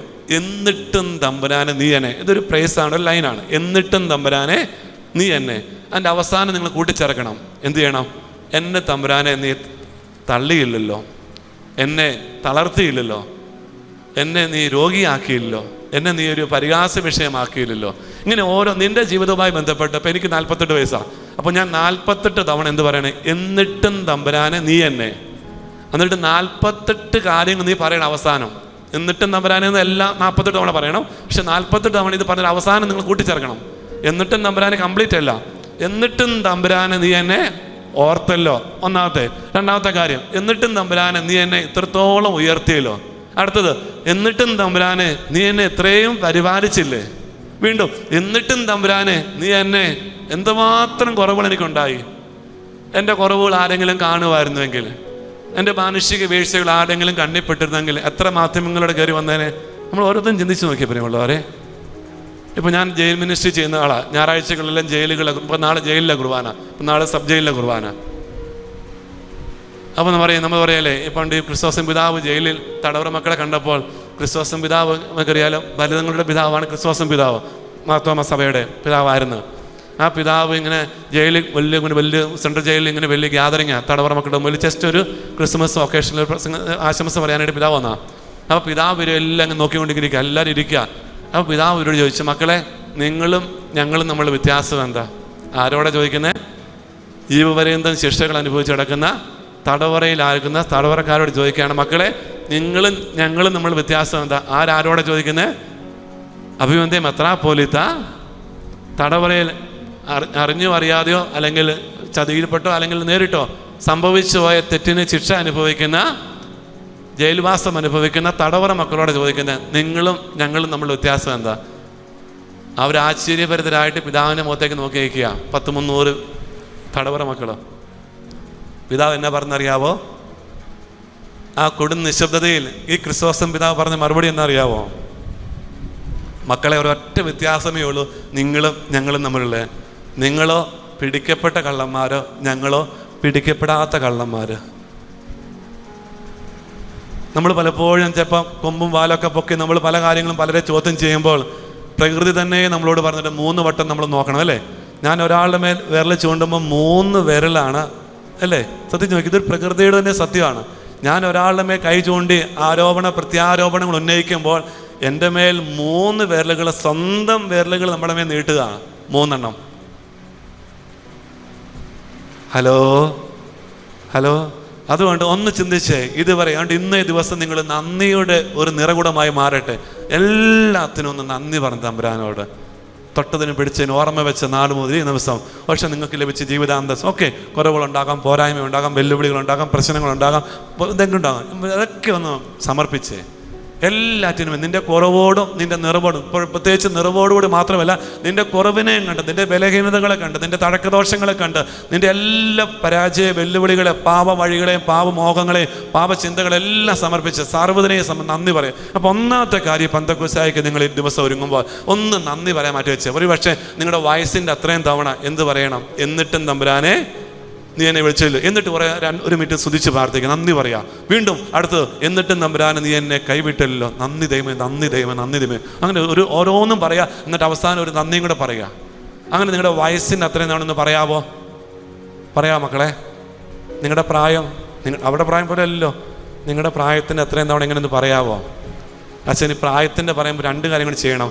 ഒന്ന് പ്രായത്തിൻ്റെ സങ്കീർത്തനം, 2 ഒരു സ്വർഗസ്നായ പിതാവ് നിങ്ങളുടെ പ്രായത്തിൻ്റെ അത്രയും നന്മ നിറഞ്ഞ മറിയമേ, പരിശുദ്ധ മറിയമേ, ഒരു പിതാവിനെ പൊതുവെ വലിയ സംഭവമാണ്. ഇപ്പോൾ ഈ കാർമേൽ ധ്യാന കേന്ദ്രത്തിന് ചുറ്റും വലിയ കോമ്പൗണ്ട് മതിലുണ്ട്. നമ്മൾ ഒരു കോട്ടയ്ക്കുള്ളൊരു മതിൽക്കെട്ടിലുള്ളതെന്ന് പറയാറുണ്ട്. ഇതുപോലെ തന്നെയാണ് നമ്മുടെ പ്രായത്തിൻ്റെ അത്രയും തവണ ഈ നന്മ നിറഞ്ഞ ലോകത്തെ ഏറ്റവും കൂടുതൽ മനുഷ്യർ ഉരുവിടുന്ന പ്രാർത്ഥനയാണ്. നിങ്ങൾക്കറിയാം, അക്രൈസ്തവർ പോലും ഉരുവിടുന്ന പ്രാർത്ഥനയാണ് വചനാഭിഷേക പ്രാർത്ഥനയാണ്. പിശാച് പമ്പ കിടക്കുന്ന പ്രാർത്ഥന. അത് നിങ്ങൾ നന്മ നിറഞ്ഞു പറയുമ്പോൾ ചെല്ലിക്കൊണ്ട് അടുക്കള പണി ചെയ്ത് നോക്കിക്കേ, അടുക്കളയിലെ സകല കുട്ടി പിശാചുകളും പാറ്റ പോലെ ചാടിപ്പോവും. മനസ്സിലായല്ലോ? അതുകൊണ്ട് നന്മ നിറഞ്ഞു പറയുമ്പോൾ ചെല്ലുക. അതുകൊണ്ട് പ്രഭാതത്തിൽ നിങ്ങൾ ഒരു സ്വർഗസ്നായ പിതാവേ, ഞാൻ പറയും 4 നമ്പർ അച്ഛൻ പറയാറുണ്ട്. 3, 9, 33 നിങ്ങളുടെ പ്രായം. 4 നമ്പറാണ് അഭിഷേക നമ്പർ. 3 തവണ, 9 തവണ, 33 തവണ അല്ല നിങ്ങളുടെ പ്രായം. പക്ഷെ നിങ്ങളുടെ പ്രായത്തിനൊരു പ്രത്യേകതയുണ്ട്, കൂടരുത്, കുറയരുത്. കൂടിയാൽ എന്താ സംഭവിക്കുക? നിന്റെ ചേട്ടനും ചേച്ചിക്കേ പോകുള്ളൂ അതിൻ്റെ നന്മ. കുറഞ്ഞാൽ ആർക്കേ പോകുള്ളൂ? നിന്റെ അനിയനും അനിയത്തിക്കേ പോകുള്ളൂ. നമ്മുടെ പ്രായം കൂട്ടാനും കുറയ്ക്കാനും അനുവാദമില്ല.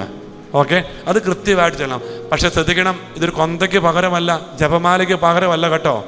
ഇത് വ്യക്തിപരമായിട്ട് പേഴ്സണലായിട്ട് നിങ്ങൾ സ്വന്തം നിങ്ങളൊന്ന് ചെല്ലു നോക്കി. ഇന്നൊരു ദിവസമെങ്കിലും നിങ്ങളൊരു അടയാളം ചോദിച്ചു. അച്ഛൻ പറഞ്ഞുകൊണ്ട് ചെയ്യരുത്. ഞാൻ ഈ പറഞ്ഞ കാര്യങ്ങൾ നിങ്ങൾ ബൈബിൾ വായിക്കുന്നതും നിങ്ങൾ ചെയ്യുമ്പോൾ അച്ഛൻ പറഞ്ഞുകൊണ്ട് ചെയ്യരുത്. ഒരു അടയാളം ആഗ്രഹിച്ചുകൊണ്ട് തമ്പുരാനെ നീ ഇതിന് സംപ്രീതനാണെന്ന് എന്നെ കാണിക്കണമെന്ന് നിങ്ങൾ കൊച്ചൊരു മാനുഷിക അടയാളം ചോദിച്ച് നിങ്ങൾ ചെയ്യുക.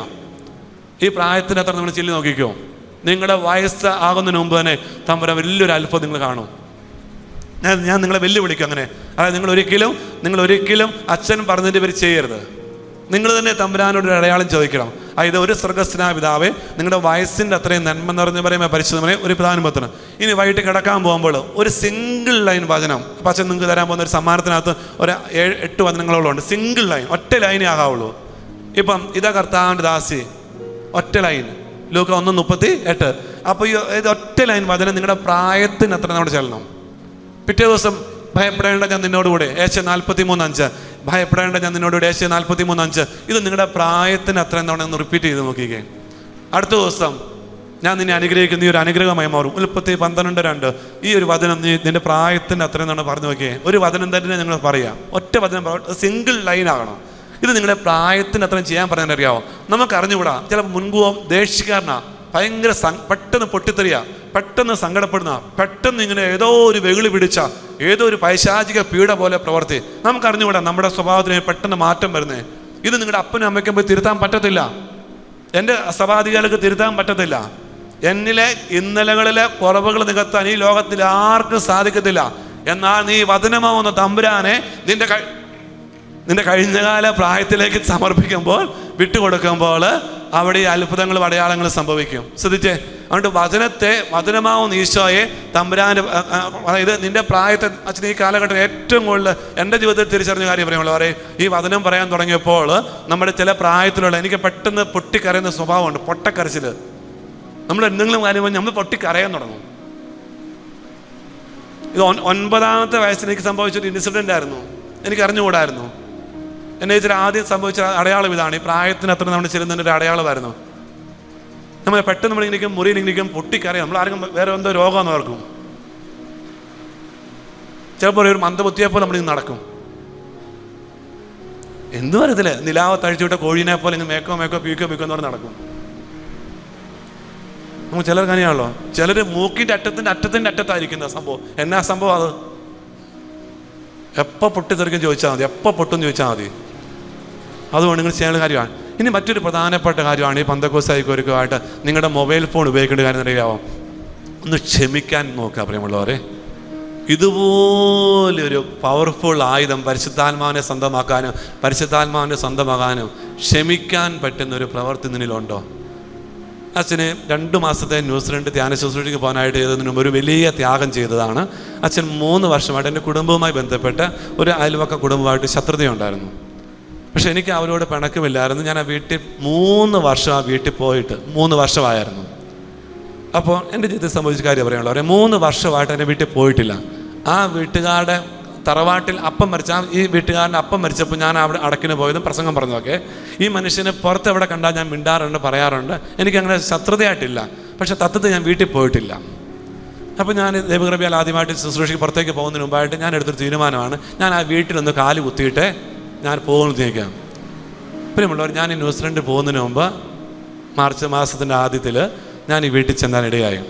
കയറിയ പാടെ കുടുംബനാഥൻ ചോദ്യം ഇതാണ്, അച്ഛൻ 3 വർഷമായിട്ട് ഞങ്ങൾ അച്ഛനെ കാത്തിരിക്കുകയായിരുന്നു. ഞാനൊരു വലിയ ഉത്തരപ്പുകടത്തിനാണോ ഉത്തരവാദിയായേ? 3 വർഷമായിട്ട് ഞങ്ങൾ അച്ഛനെ വീട്ടിലേക്ക് കാത്തിരിക്കുകയായിരുന്നു. ദൈവ ചെയ്ത എൻ്റെ പൊന്നു വിലപ്പെട്ട അനുഗ്രഹീത ദൈവജനമേ, പന്തക്കോസ്തായ്ക്ക് നിങ്ങൾ ഒരുങ്ങുമ്പോൾ നിങ്ങളൊന്നും റിട്ടേൺ പ്രതീക്ഷിക്കരുത്. മറുപടി നിങ്ങൾക്കറിയാലേ, 13-ാം തീയതി ഒരു വിശുദ്ധൻ്റെ തിരുനാൾ ആഘോഷിക്കുക. ഏത് വിശുദ്ധനാ? ഈ 13-ാം തീയതി, ജൂൺ 13-ാം തീയതി ഈ വിശുദ്ധ അന്തോനീസിൻ്റെ ആപ്തവാക്യം എന്താ? വിശുദ്ധ അന്തോനീസ് പാതുവ. നിങ്ങൾ അന്തോനീസിനോട് പ്രാർത്ഥിക്കാത്ത ആരെങ്കിലും ഉണ്ട്? എന്തെങ്കിലും സാധനം കാണാതെ പോയിട്ട് കാണാനായിട്ട് ചോദിച്ചിട്ടില്ലേ, വിളിച്ചിട്ടില്ലേ അന്തോനീസിനെ? അന്തോനീസ് എന്തിൻ്റെ മധ്യസ്ഥനാ? കാണാതെ പോയ സാധനങ്ങൾ കണ്ടെത്തി തരുന്ന വിശുദ്ധനല്ലേ? ഈ അന്തോനീസിനെ വിളിക്കാത്തവരും ഓർക്കാത്തവരും ആരെങ്കിലും ഉണ്ടെങ്കിൽ കൈ വെക്കാവോ, സമ്മാനം തരാം. ഹലോ, അപ്പോൾ ഈ അതിൻ്റെ പാതുവ, ഈ പാതുവായിലെ വിശുദ്ധ അന്തോനീസിൻ്റെ ആപ്തവാക്യം എന്താ? ഇതാണ്, ഒന്നും ചോദിക്കാതിരിക്കുക, ഒന്നും നിഷേധിക്കാതിരിക്കുക. ഈ മഹാവിശുദ്ധൻ്റെ നാവഴുകാതിരിക്കുന്ന വിശുദ്ധൻ്റെ മഹാസാക്ഷിയാണ് ഒന്നും ചോദിക്കാതിരിക്കുക, ഒന്നും എന്ന് പറഞ്ഞാൽ ആയിരിക്കുന്ന അവസ്ഥയെ ദൈവഗതമായി കണ്ട് അനുസരിച്ച് പോവുക, ആയിരിക്കുന്നിടത്തിൽ അനുഗ്രഹമായി വ്യാപരിക്കുക. ഇതാണ് അന്തോനീസ് ശൈലി എന്ന് പറയുന്നത്. എന്ന് പറഞ്ഞ പ്രിയമുള്ളവരെ, നിങ്ങൾ ദയവ് ചെയ്ത് നിങ്ങൾ നിർത്തിച്ചേക്ക്. നിങ്ങളൊന്നും അവർ ചിലപ്പോൾ ആക്ഷേപിക്കാം, അവർ നിങ്ങളെ ആട്ടി ഓടിക്കാം, അവർ നിങ്ങളെ പ്രതികരിക്കാൻ. എന്നോട് എൻ്റെ വീട്ടുകാർ പറഞ്ഞു, അച്ഛൻ പോകുന്നത് ഉചിതമാണെന്ന് തോന്നുന്നില്ല, ചിലപ്പോൾ അച്ഛനെ അവർ മാനിക്കത്തില്ല, ചിലപ്പോൾ അച്ഛനെ വീട്ടിൽ കയറി ചെല്ലുമ്പോൾ ചിലപ്പോൾ എന്താണെന്ന് അറിയാൻ പറ്റില്ല. ഞാൻ ഉടുപ്പിട്ട് കുർബാനയൊക്കെ ചെല്ലും, പ്രാർത്ഥിച്ച് നന്നായിട്ട് പ്രാർത്ഥിച്ചാൽ പോകുന്നത്, ജപമാലയും പിടിച്ചുകൊണ്ടേ കയറുന്നത്. അല്പം മനുഷ്യനല്ലേ. പക്ഷെ എൻ്റെ പ്രിയമുള്ളവരെ, ആ കുടുംബം ഒരുക്കിയ കാത്തിരിപ്പ്, ആ കുടുംബത്തിൻ്റെ നിറവും എൻ്റെ ആ ഒരു 2 മാസത്തെ ശുശ്രൂഷയ്ക്ക് തമ്പുരാൻ നൽകിയ ഒരു സമ്മാനമായിരുന്നു. ഞാനത് പറഞ്ഞു തിരിക്കുകയുള്ളൂ. ഒന്ന് ഓർത്ത് നോക്കിക്കേ, ഈ ജീവിതത്തിൽ ആരോടെങ്കിലും എന്തെങ്കിലും വിധത്തിൽ ചെറുതാകട്ടെ വലുതാകട്ടെ ഒന്ന് ക്ഷമിക്കാൻ. നിങ്ങൾ അവരുടെ ഭാഗത്ത് ഒന്നും ചിന്തിക്കരുത്. നിങ്ങളുടെ ഭാഗത്തുനിന്ന് ഒരു അകൽച്ചയുണ്ടോ, ഒരു ശത്രുതയുണ്ടോ, ഒരു വേദനയായിട്ട് തോന്നുന്നുണ്ടോ, അത് നിങ്ങൾ 3 കാര്യം ചെയ്യണം. 1, നിങ്ങൾ ക്ഷമ ചോദിക്കണം, ഒരു പ്രവൃത്തി. 2, ആളുടെ ബ്ലെസ്സിങ്, അനുഗ്രഹം വാങ്ങിക്കണം. അതായത് നമ്മുടെ തെറ്റിലൂടെ ആളെ ചെറുതാക്കിയതിന് പരിഹാരം വന്നത് ചുമ്മാ സോറി ചോദിക്കുന്നുണ്ടാകുന്നില്ല. നമ്മൾ ആളുടെ ബ്ലെസ്സിങ് വാങ്ങിക്കണം. ഞാൻ ഈ കൊച്ചിനോട് തെറ്റ് ചെയ്താൽ ഞാൻ ഈ കൊച്ചിൻ്റെ മുൻപ് വിട്ട് എന്ത് ചെയ്യണം? ക്ഷമ ചോദിക്കണം. 2, ഈ കൊച്ചിൻ്റെ ഒരു ബ്ലെസ്സിങ് ഞാൻ വാങ്ങിക്കണം. 3, ഇവരുമായുള്ള ഒരു ബന്ധത്തിന് എന്നാ, എന്നെ അങ്ങയുടെ പ്രാർത്ഥനയിൽ ഓർക്കണമേ എന്നൊരു പ്രാർത്ഥനാ സഹായം ചോദിക്കണം. ഇതാണ് യഥാർത്ഥ അനുതാപ ശുശ്രൂഷ എന്ന് പറയുന്നത്, അല്ല ക്ഷമാപനം എന്ന് പറയുന്നത്.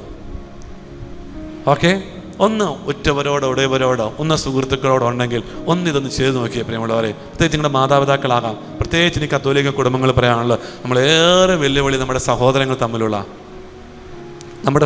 തമ്മിലുള്ള ഈ കഴിഞ്ഞ ദിവസം ഒരു മനുഷ്യനോട് പറഞ്ഞു, ചേട്ടൻ്റെ സഹോദരനോടൊന്ന് ക്ഷമ ചോദിക്കാൻ പറഞ്ഞു. 17 വർഷമായിട്ട് മിണ്ടിയിട്ട് 17 വർഷമായിട്ട് സ്വന്തം സഹോദരനോട്, ഒന്നാന്തരം തലമൂത്ത തറവാടി കത്തോലിക്ക കുടുംബം. അവർ വിദേശത്ത് നാട്ടിൽ വന്നപ്പോൾ ഞാൻ പറഞ്ഞു, ചേട്ടൻ്റെ വീട്ടിൽ പോയി ക്ഷമ ചോദിക്കാൻ പറഞ്ഞു. ചോദിക്കാൻ പോയി ചേട്ടൻ. പ്രിയമുള്ളവരെ, ഈ 2 പേരും കെട്ടിപ്പിടിച്ചിട്ട് വിടുന്നില്ലായിരുന്നു. സത്യത്തിൽ പൊട്ടിക്കരച്ചിൽ.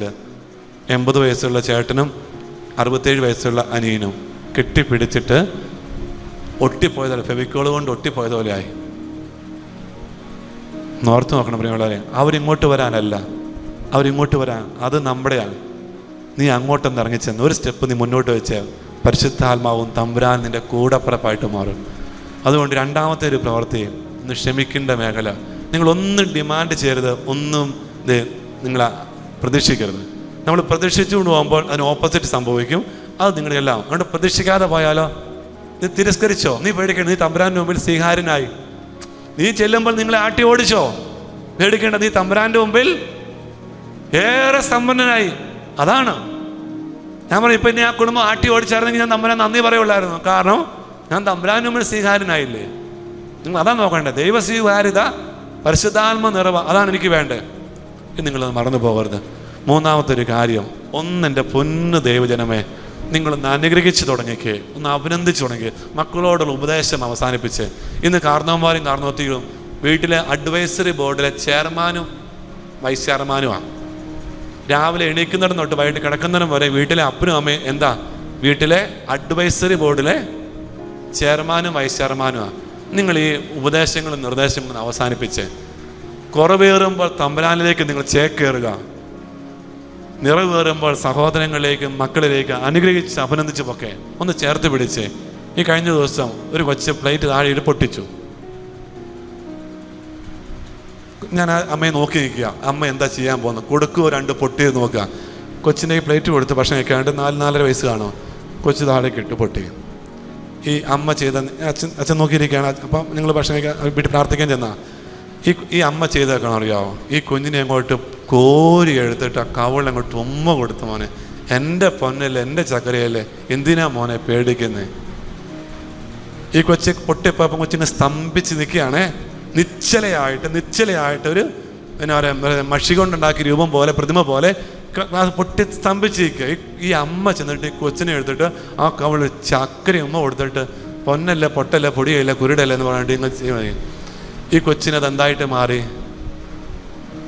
ഞാൻ പിന്നീട് ആ കൊച്ചിൻ്റെ മുഖത്ത് വന്ന ആ ഒരു നിറവാണ് എന്നെ കണ്ണു നിറയുമ്പോൾ. ഞാൻ അമ്മയെ ക്ഷയിക്കേണ്ടി കൊടുത്ത് പറഞ്ഞു, ഇതാണ് യഥാർത്ഥ മാതൃത്വം, ഇതാണ് യഥാർത്ഥം നോക്കിയത്. ഞങ്ങൾ പണ്ട് ഒരിക്കലും വട്ടായ ധ്യാന കേന്ദ്രത്തിൽ അവിടുത്തെ ഒരു പ്രേക്ഷിതൻ പറഞ്ഞ വട്ടായച്ചൻ്റെ ഒരു നിലപാട്. അവിടെ കൺവെൻഷൻ നടക്കുന്നു. കഞ്ഞിപ്പുരയിൽ വന്നവർക്ക് കഞ്ഞി കൊടുക്കാനായിട്ട് വലിയൊരു ബിരിയാണി കുട്ടകത്തിനകത്ത് കഞ്ഞി വാർക്കാനായിട്ട് വെന്തു അടുപ്പയിൽ മാറ്റി വെക്കാൻ നോക്കുമ്പോഴത്തേനും 3 പ്രേക്ഷിതർ കൂടി ആ തിളച്ച് കിടക്കുന്ന കഞ്ഞി വാർപ്പ് അടുപ്പയിൽ നിന്ന് കൂടി മാറ്റി വെക്കാൻ നോക്കുക. അപ്പോൾ നിങ്ങൾ ടെമ്പററി അടുപ്പാണ്, ചുമ്മാ കല്ല് വെച്ച അടുപ്പാണ്, 3 കല്ല്. ഒരു കല്ല് സ്ലിപ്പായി ഈ കഞ്ഞി മുഴുവൻ കുട്ടകത്തോടെ മറിഞ്ഞു. വട്ടായച്ചൻ സൈഡിൽ നിൽക്കുന്നു.